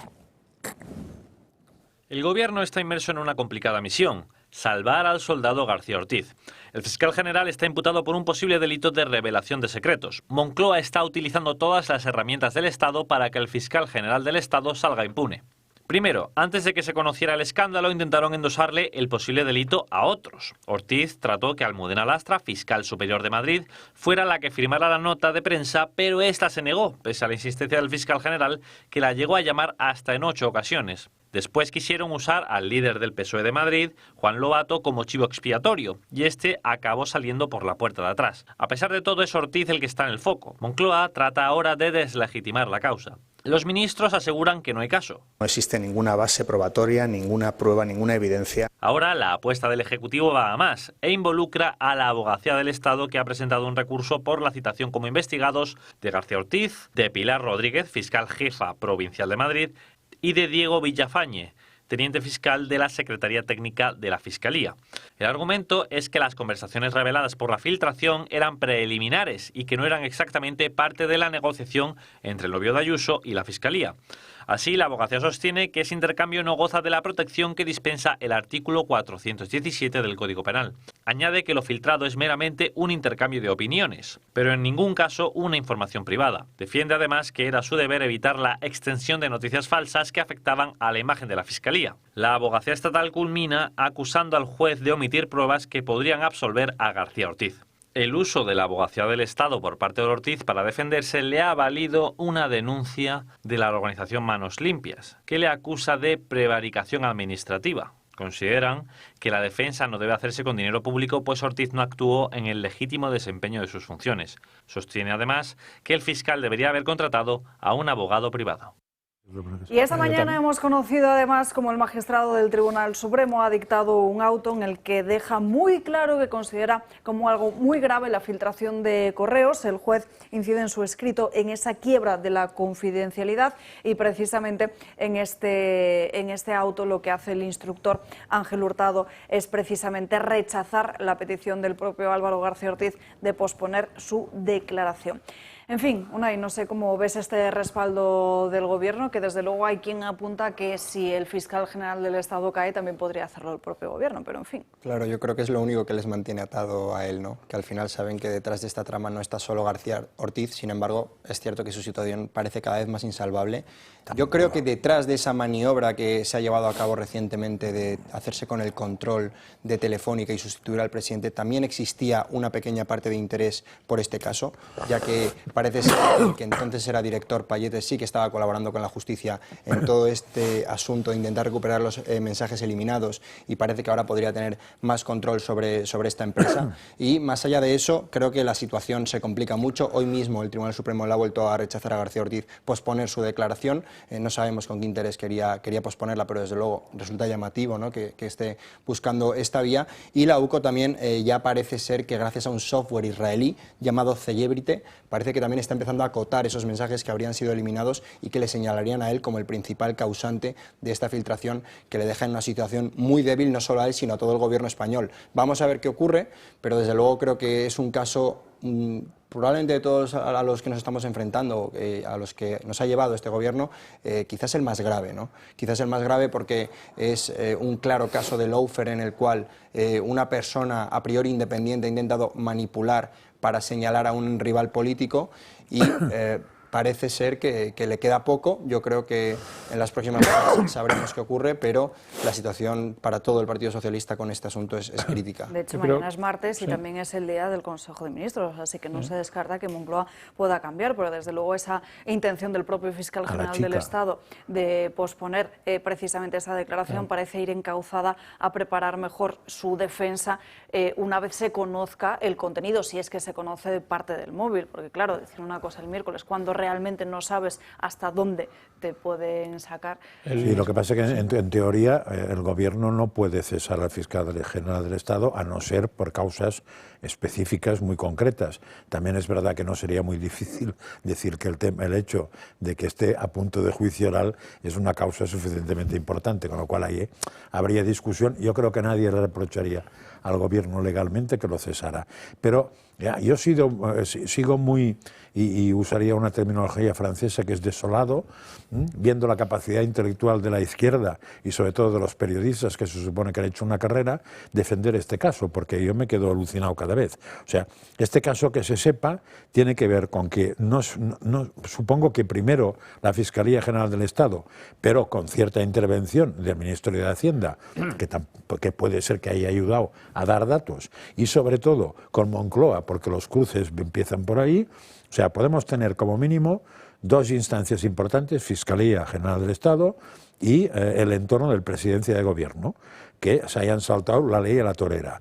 Y todo el argumento de la izquierda es que eso empieza porque hay un señor que defrauda Hacienda, porque hay un personaje que es Mar, que lo que hace es soltar un bulo. Y entonces la palabra porque bulo... se está adornando el debate y se está enfocando hacia donde no es, cuando es tan sencillo como la Fiscalía General del Estado emite una nota que debería ser privada cometiendo un acto que es... pero que digo que están comparando un bulo, o lo que ellos llaman un bulo, que además empieza a haber gente que duda de que sea bulo lo que publicó El Mundo precisamente, o sea, que eso ya es... Pero supongamos que es un bulo, tú miras en el Código Penal o el Civil, llamas y dices, a ver, me explican dónde está lo del bulo, y no existe, o sea, eso no es un delito, y en cambio se dice que para tapar un bulo era obligatorio que el fiscal del Estado hiciera un delito. Y eso es lo que está explicando el PSOE y lo que está explicando toda la izquierda, las chicas esas tan monas que tienen en televisión y otras que no son tan monas, y unos tíos que tienen un currículum espectacular porque han sido directores de comunicación de todas las grandes empresas, claro, en época del PSOE. Esos cerebros comparan lo que es un bulo, es decir, una cosa no penal, una mentira, con saltarse la ley a la torera con un posible delito. Y yo sigo sin entender cómo en su cabeza cabe esta comparación. Lo que es desconcertante Perdón. Sí, no, que el Tribunal Supremo ya es una máquina que no la para nadie, y esto todo es tan evidente, borro el móvil, es decir, todo ya es tan evidente y no la va a parar. El hecho de que haya denegado posponer lo que pedía el fiscal general de que se posponer la declaración, se lo ha denegado, y le ha denegado también posponer la de María Pilar Rodríguez, que es precisamente la de la fiscal provincial de Madrid. O sea, le denega esas dos cosas. Luego no sé por qué el fiscal general insiste en que vaya González Amador a declarar, y el propio juez ha dicho que cuáles son los objetivos de que vaya justamente González Amador, que no se ha visto nunca, porque en todo caso se defenderá y dará más argumentos contra él, ¿no? Y luego lo tercero importante, yo creo que es que mañana parece ser que se decide una iniciativa de demanda de la Asociación Independiente de Fiscales contra el nombramiento del fiscal general. Es decir, que podría ir... o de la antigua fiscal general. No, del fiscal general. ¿Estáis seguros de eso? Entendido yo. De Álvaro García Ortiz. Del fiscal general. Y entonces iría a declarar el fiscal general ya sin nombramiento, o sea, habiendo sido... O sea, si mañana se acepta esto, iría ya no nombrado, es decir, era un fiscal general que le acaban de quitar. Suena que es Dolores Delgado la que está por ahí. Lo que es desconcertante es un fiscal general que de repente dice que hay que ganar el relato. Dice, tenemos que filtrar esto porque perdemos el relato. Y dice, vamos a ver, una de dos. Si un fiscal está preocupado por el relato, en lugar de por fiscalizar las posibles actitudes delictivas, tenemos un problema y no puede ser válido. Y si, por otro lado, eso de tenemos que ganar el relato le viene sugerido por las sirenas que están en la carretera de La Coruña, en el Palacio de la Moncloa, también este señor tiene que abandonar el puesto. Pero yo voy más allá. A mí me sigue preocupando, todo este follón ha salido por el tema de Ayuso. Oiga, la cantidad de damnificados de fiscales y de jueces filtrando a los medios, hablando con periodistas. Oiga, pero ¿de verdad un juez, un fiscal, tienen... Es decir, ¿cuál es la razón por la que se tengan que sentar con periodistas a hablar de cualquier cosa? Que yo no quiero dudar de sus buenas intenciones, pero al final se filtran. Y Fiscalía, la Fiscalía General y las Fiscalías de Anticorrupción, mandando notas de prensa antes de que los encausados, de que las partes de una causa conozcan la acción que ha tomado la Fiscalía y lo saben ante los medios. O sea, eso es una auténtica vergüenza y un escándalo. Entonces nos quedamos con lo de Ayuso, que es muy importante. Oye, bienvenido sea si logramos poner orden. Pero ya está bien, fiscales y jueces, jugando todos a hacer ahí el flotista de Amelín. En fin, si os parece, vamos a seguir avanzando porque hay más noticias que precisamente van en esta línea, porque en estos últimos días hemos estado hablando cómo el gobierno quiere asaltar todas las instituciones, también las empresas, con la cuestión de Telefónica, y fíjense en esta noticia que hoy publica de Objective, cómo el gobierno está politizando al máximo la administración, y de hecho un 86% de los cargos considerados los más altos de la propia administración son cargos que están directamente designados a dedo. Juan Antonio. ¿Gobierno? El sistema no va. Sí, que el sistema no es, en base a lo que venías comentando antes, esto lo que demuestra es que se llevan muchos años minando el sistema desde dentro, que se han ido, y al final que sea casi el 90% de todos los cargos de la Administración General del Estado los elegidos a dedo, te hace no creer en nada, prácticamente, en que no existe separación de poderes y en que cada institución que hace 20, 30 años tenía cierta independencia, pues ya la ha perdido totalmente. Entonces, este tipo de noticias adquieren gravedad cuando te das cuenta de que, por ejemplo, tienes a por lo menos 6 o 5 figuras cercanas al presidente del gobierno imputadas por corrupción y otras muchas con el ojo encima por haber estado implicados en quién sabe si el caso de corrupción más gordo de la historia de España, ¿no? Es que además muestra también que no se busca la calidad de los funcionarios, ¿no? El hecho de que están facilitando, quitando las trabas en las oposiciones, que las están bajando de nivel, están realmente creando un cuerpo de servidores del Estado que no van a tener ni calidad, ni talento, ni demás. O sea, que están destrozando. No, en este caso, este es el cuerpo además, de servidores del Estado paralelo. Paralelo, ¿no? O sea, que hay el que curra, el que se lo trabaja, pero... y el paracaidista. Claro, con el titular no hago nada, me gustaría leer la noticia. Porque, primero, hay una serie de cargos que tú no puedes poner a nadie si no tiene una oposición de tipo A. Otra cosa es que esa oposición de tipo A pueda ser de otro sitio o lo que quieras. O sea, pero tú tienes que escoger entre un funcionario de tipo A, por ejemplo, para ser, ¿cómo se llama esto? lo que sea, delegado del gobierno, eso tiene que ser tipo A. O subsecretario. O sea, directores generales. Subsecretarios. Director general seguro. Y segundo, delegado del gobierno no. Pues en su momento lo tuvo que ser, y la otra cosa de esto es que eso no es una práctica nueva. Viene funcionando y se viene denunciando por parte de funcionarios desde hace muchos años por los distintos gobiernos de distintos partidos en España. La única manera de eso, de la parte negativa de eso, es legislar que la parte política no puede afectar al funcionariado. Y entonces hay países que no puedes, que hasta X, hasta director general, no puedes tocar la estructura. O sea, tú llegas de gobierno y no puedes cambiar un director general para poner uno de los tuyos. Pero en realidad, fíjate, eso, lo que han tiene creado, que estar legislado. Lo que han creado es un cuerpo de asesores, que es como un nuevo cuerpo del Estado de asesores que no pasan oposición de nada pero eso son, y que están a sueldo del Estado. Ya, pero eso pueden ser 400.000. Mucho, por eso te digo, que es que es no mucho creo más que sea esa noticia que técnicos comerciales del Estado, que abogados del Estado, pero que esa noticia no diplomáticos. Esa noticia es que se ha politizado la administración. Y lo otro es lo que yo llamo enchufetas, que además lo tiene muy estudiado José Ramón Riera cuántos son, y esos ninguno tiene sueldo bajo. A ninguno se le pide no oposiciones, sino ni siquiera carrera, depende, lo que le interese, y están colocados. Y además una cosa que suele ser peor, en algunos casos cuando ha cambiado el partido, no se les ha echado, no fuera caso que me echen los míos, sino que simplemente se les ha dicho no hace falta que toques nada. Claro. O sea que los asesores en definitiva no son la función pública, ¿o sí?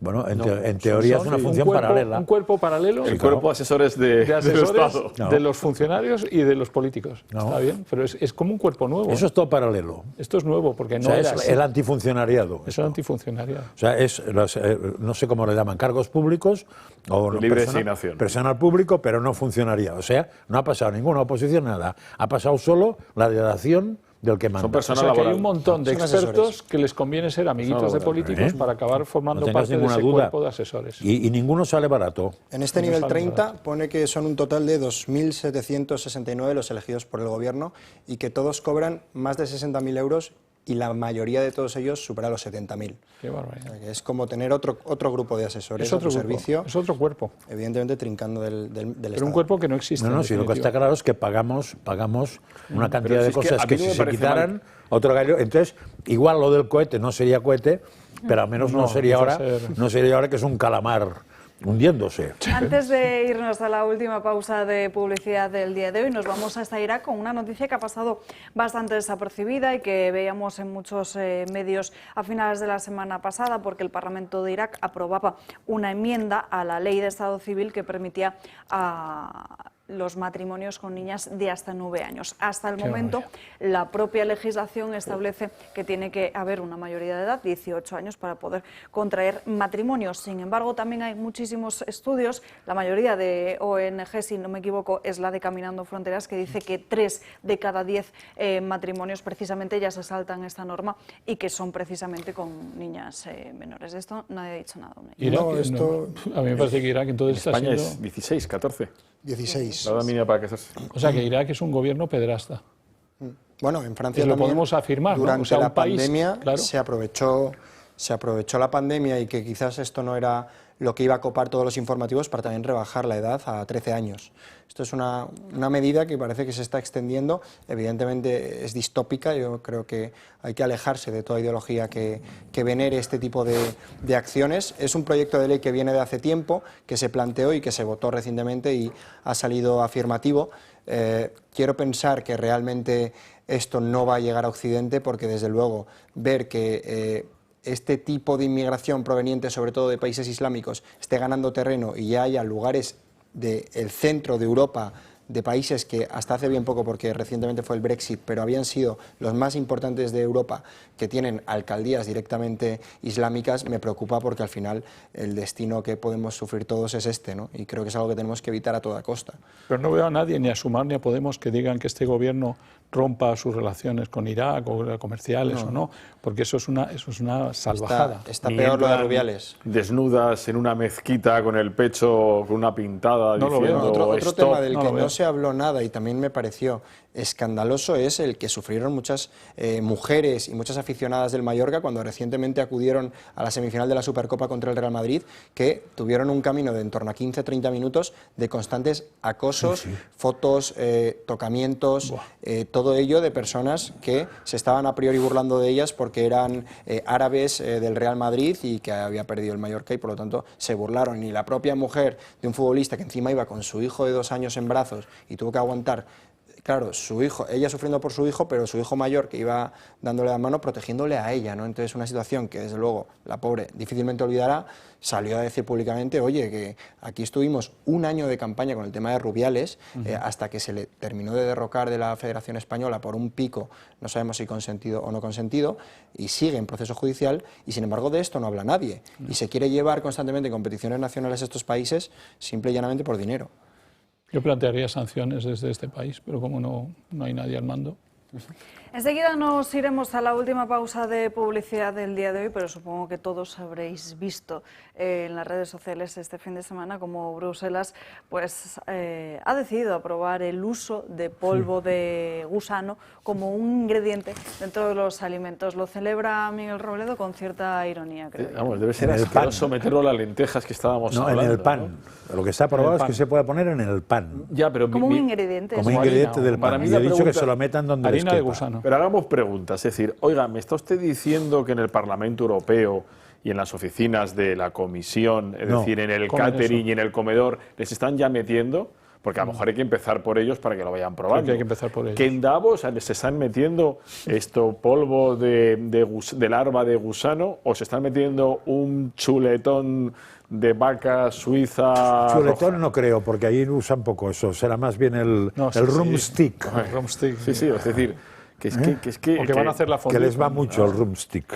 El problema de todo esto es que sí que es cierto que los propios productos que contengan pues esta harina de larvas o entre sus ingredientes como larvas no se van a saber, porque sí que es cierto que tienen que advertir en el propio etiquetado de las reacciones alérgicas que pueden conllevar para el consumidor, pero no se va a saber si es larva o no larva. Bueno, y acordaros de las vacas locas. A lo mejor luego resulta que el polvo de gusano genera una enfermedad rara con un cambio genético que hemos Esto es tu problema, te dirán. Ese es tu problema. Claro. Por cierto, el otro día, esta noticia es alucinante, pero ¿os acordáis de que las vacunas están puestas muy en entredicho, ¿no? Sí. El otro día la Unión Europea hizo una compra alucinante de millones de vacunas. Contra la larva, contra el polvo de larva. Del coronavirus. Sí, del coronavirus. O sea, yo pregunté si era para los patos.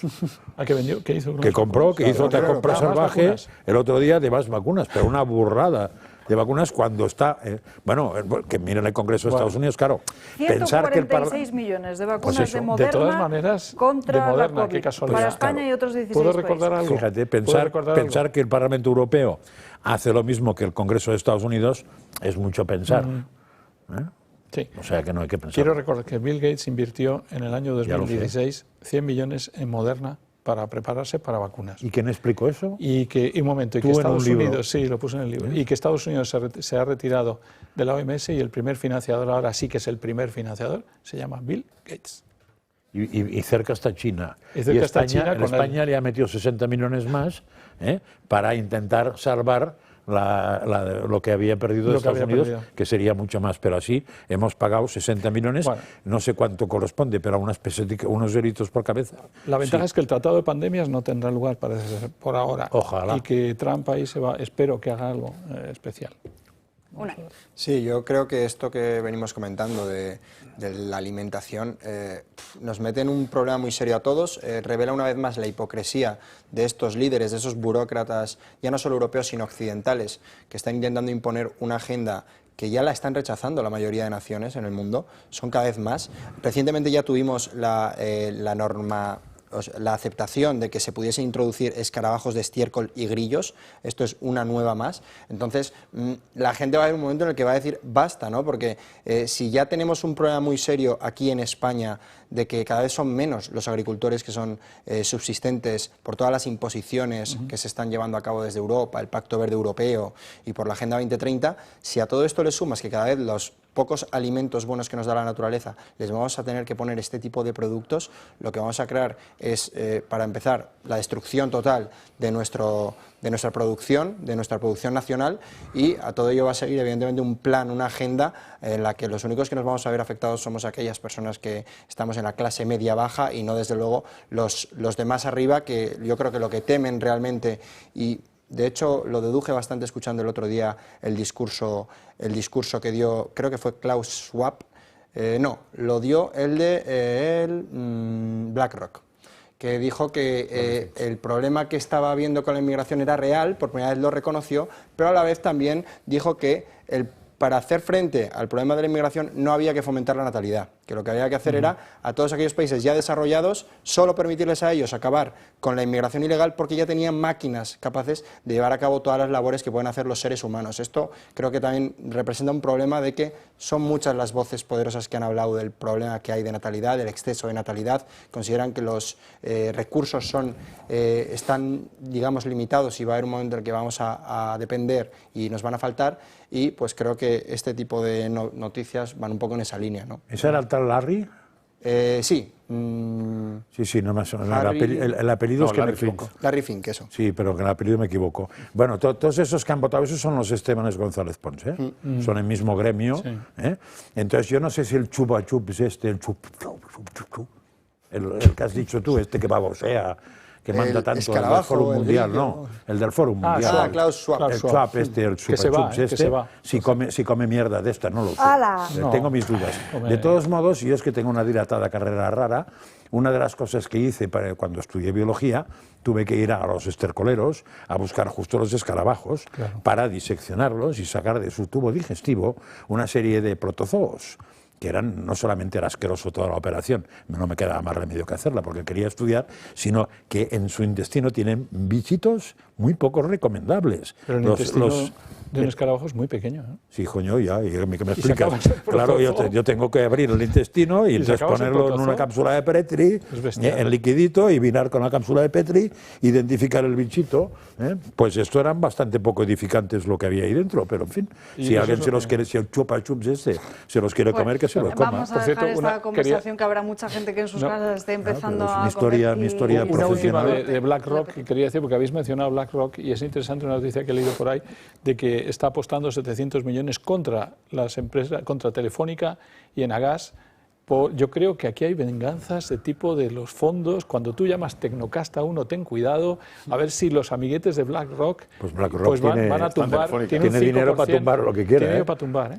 Última pausa de publicidad del día de hoy, enseguida volvemos. Sí, tiene un 5%. Ya estamos de vuelta y, en fin, todos conocemos ejemplos de casas nuevas en las que tras la entrega de llaves sus propietarios han comenzado reformas y obras para ajustarlas a sus necesidades. Les presentamos una vivienda de obra nueva en la que desde el principio todo es a su gusto. Teresa Serrano es la directora de comunicación de Grupo Index, que nos va a contar precisamente cómo es una casa personalizable al 100%. Buenas tardes, Teresa. Buenas tardes, Alba. Pues tal cual, todos los deseos, los sueños que siempre hayamos tenido, que nuestra familia tenga esa necesidad o ese sueño, pues se puede ejecutar con Grupo Index. ¿Por qué? Porque una casa nueva es pues un lienzo en blanco, ¿no? Entonces nosotros podemos decidir absolutamente todo.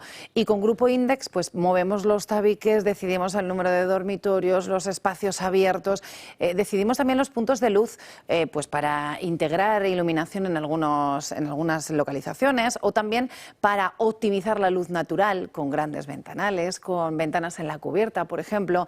Queremos a lo mejor unas hornacinas decorativas o para almacenaje, absolutamente todo lo que decidas. Elegir los acabados, la carpintería de aluminio, el color, ¿no? Incluso hasta si el tirador quieres que vaya en una dirección o en la opuesta, absolutamente todo. Y eso también tiene la gran ventaja de que de la mano de nuestros interioristas, ese diseño de interiores es fundamental para que la casa, además de bonita o de que cumpla todos esos sueños que estamos diciendo, también sea funcional, sea práctica. Las alturas, las zonas de paso, los tiradores, todo eso es fundamental que esté estudiado y de la mano de un profesional es mucho más fácil acertar, evidentemente. Y no solo sueños, sino también necesidades, porque habrá muchas personas que precisen de una vivienda adaptada precisamente a la movilidad reducida, ya que con una silla de ruedas hay muchas otras cosas que cambian, ¿no? Claro, porque no siempre es por gustos, ¿no? No es solo esa parte más estética, sino también funcional, como decíamos.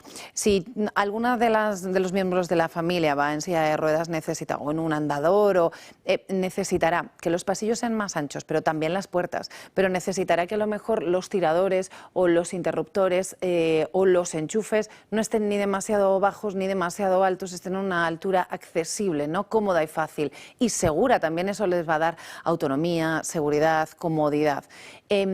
Además, pues imagina un armario. Las zonas altas a lo mejor no son accesibles para esa persona con movilidad reducida. Pues una percha hidráulica o los dispositivos de un termostato. Pues no es solo porque no los puedas manejar, sino porque a determinada altura, y todos sabemos imaginamos la altura de un termostato, ¿no? Es que reflejan las pantallas, entonces no se ve, no puedes no solo manejarlo. Por ejemplo, las encimeras que sean practicables por arriba, pero también por abajo, ¿no? Para que puedan entrar las piernas o los brazos de una silla de ruedas. Esa encimera a determinada altura para que pueda cocinar, porque si está demasiado alta o está a la altura habitual, pues una persona en silla de ruedas no puede cocinar, ¿no? Porque puede ser peligroso, le puede salpicar, está demasiado alto para perdón, a la altura que él está utilizándola, ¿no? Entonces, todo ese tipo de detalles, incluso las llaves de paso o los plomos, ¿no? El cuadro eléctrico de una casa, si está demasiado alta y no es accesible, pues no es segura tu propia vivienda, y más una de obra nueva, ¿no? Bueno, desde luego que diseñar una casa no es una tarea nada sencilla, pero por eso Grupo Index dispone para todos los clientes de expertos precisamente muy profesionales, y además cada una de estas familias tiene a su disposición un interiorista, ¿no? Claro, porque Alba, para diseñar una vivienda, pues cada familia se sienta con sus arquitectos, sus ingenieros, sus interioristas, para tomar las decisiones acertadas desde el principio, porque tampoco podemos diseñar una vivienda pensando solo en la parte más arquitectónica o en si necesitamos 4 dormitorios y olvidarnos de otras, pues de puntos de luz, de zonas de paso, de integrar también los muebles, si necesitamos algún mueble a medida. Todo eso es fundamental desde el principio. Y también, además, estamos hablando de casas ahorradoras, eficientes.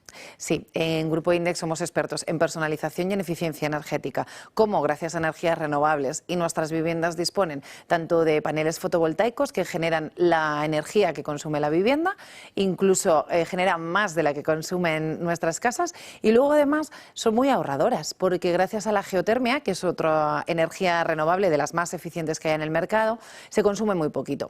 Al beneficiarnos de una temperatura constante en el subsuelo de unos 20 grados durante todo el año, pues ya si nos beneficiamos de esos 20 grados necesitamos muy poquito consumo más para tener una buena temperatura en verano o en invierno. Entonces por eso son tan ahorradoras, porque consumen muy poquito. Habrá muchos espectadores que ya estén soñando con una vivienda de Grupo Index, así que para todos ellos, ¿dónde se encuentran este tipo de viviendas? Pues ahora mismo en plena comercialización en Boadilla del Monte está Residencial Prado Chico, en la calle Jorge Juan. Son 31 viviendas, pero ahora mismo ya no están todas disponibles, y el rango de precios de las que quedan disponibles es de entre 760.000 y hasta 950.000 euros. Estamos hablando de viviendas de más de 350 metros construidos, con parcelas, todas tienen su parcela privada, de hasta 500 metros cuadrados. Pero además también, Alba, hay viviendas en comercialización en otras localidades, en Madrid capital, en Las Rozas, en Villaviciosa de Odón, en Boadilla del Monte, en Cubas de la Sagra, o sea, en Móstoles, o sea que hay varias localizaciones. Si están interesados en este tipo de viviendas, que se pongan en contacto con nosotros. Pues que llamen cuanto antes a ese número de teléfono que están viendo en sus pantallas, que es el 655-338-982 o en www.grupoindexmadrid.com. Teresa, muchísimas gracias. Un placer.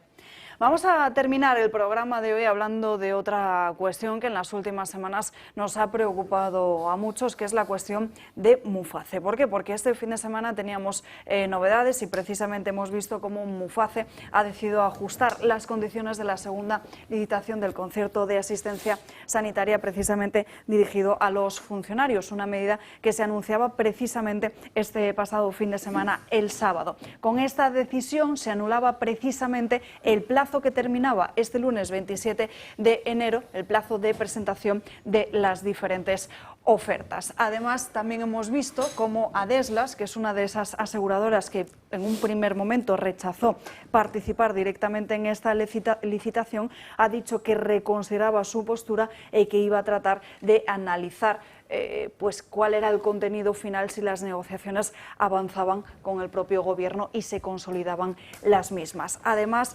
otras de ellas, como por ejemplo DKV, sí que es cierto que no ha emitido ningún tipo de comentario, y todo esto se produce después de que el propio Óscar López haya cambiado de postura, algo que han criticado desde el Partido Popular este fin de semana.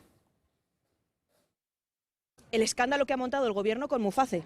Ahora nos encontramos hoy con que el ministro, Óscar López, dice que va a volver otra vez a licitar y a volver a hacer una negociación con las aseguradoras. Hombre, esto no se podía haber hecho hace 3 meses cuando ya se dijo que esto iba a pasar.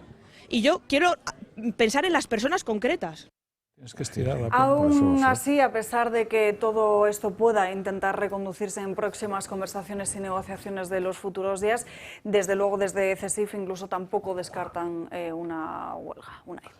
Bueno, a mí me parece escandaloso y yo me pregunto cómo estarían los sindicatos si esto estuviese ocurriendo con la derecha en el gobierno. Desde luego no sería nada similar a lo que se está viendo en estos momentos, y me parece también que una vez más está demostrando el gobierno de Pedro Sánchez que no le importa lo más mínimo la sanidad pública, y sin embargo es una bandera que utiliza simple y llanamente para hacer política y electoralismo, porque a esto se suma también otro escándalo que estamos conociendo, que es el de la directora del Centro contra el Cáncer, que bueno, pues son varias las polémicas que le persiguen y sin embargo también se ha aferrado al puesto. En estos momentos hay en España en torno a un 65% de funcionarios que se quedarían sin poder acceder a la sanidad privada, y como apunte a mí me gustaría mencionar que yo creo que todo es una estrategia gubernamental, porque si no ya se hubiesen propuesto alternativas, se hubiesen tratado de anunciar medidas para paliar los efectos que puede tener esto. Sin embargo, coincidencia que es la capital, es Madrid, el lugar de España con más funcionarios, por lo tanto, esto que está ocurriendo con Muface es a la sanidad pública madrileña a la que más le perjudicaría.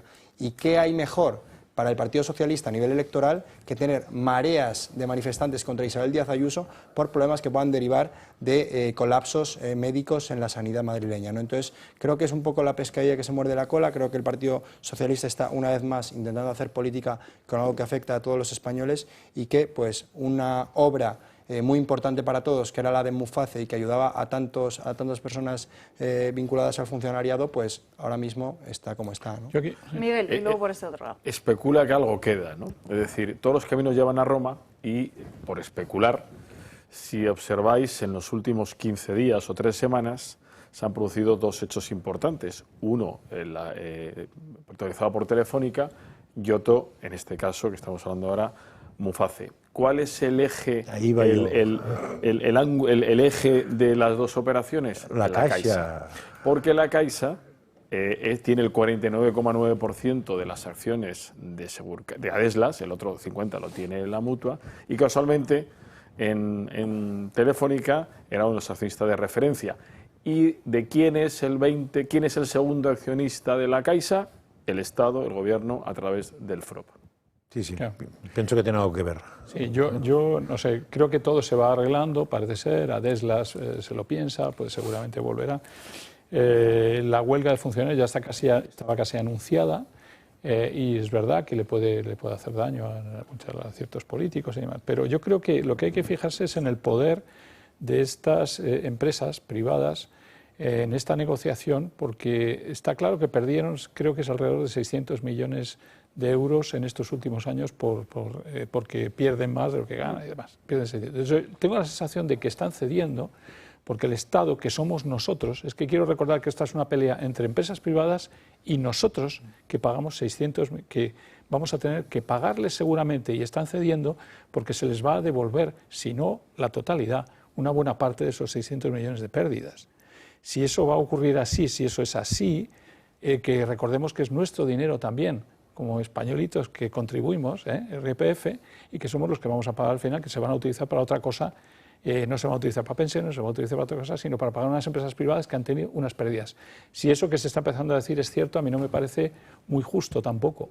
Yo quiero que se resuelva todo y además defiendo totalmente un privilegio que han tenido los funcionarios, que lo sigan teniendo. Parece horrible para una persona de 80 años que está acostumbrada a tener Muface, que lo deje de tener. Yo lo defiendo total. Pero cuidado con cuánto cede el Estado en dinero dado por pérdidas. No se trata de coger aquí la caja, como siempre coge Sánchez, tira de la caja, tira de nosotros, lo das en deuda y punto, ¿no?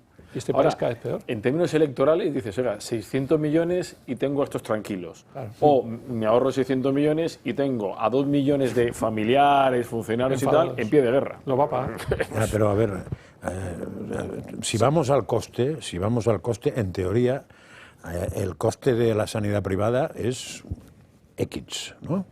El coste de la sanidad pública supera al de la sanidad privada para lo que cuesta por paciente la tal sanidad.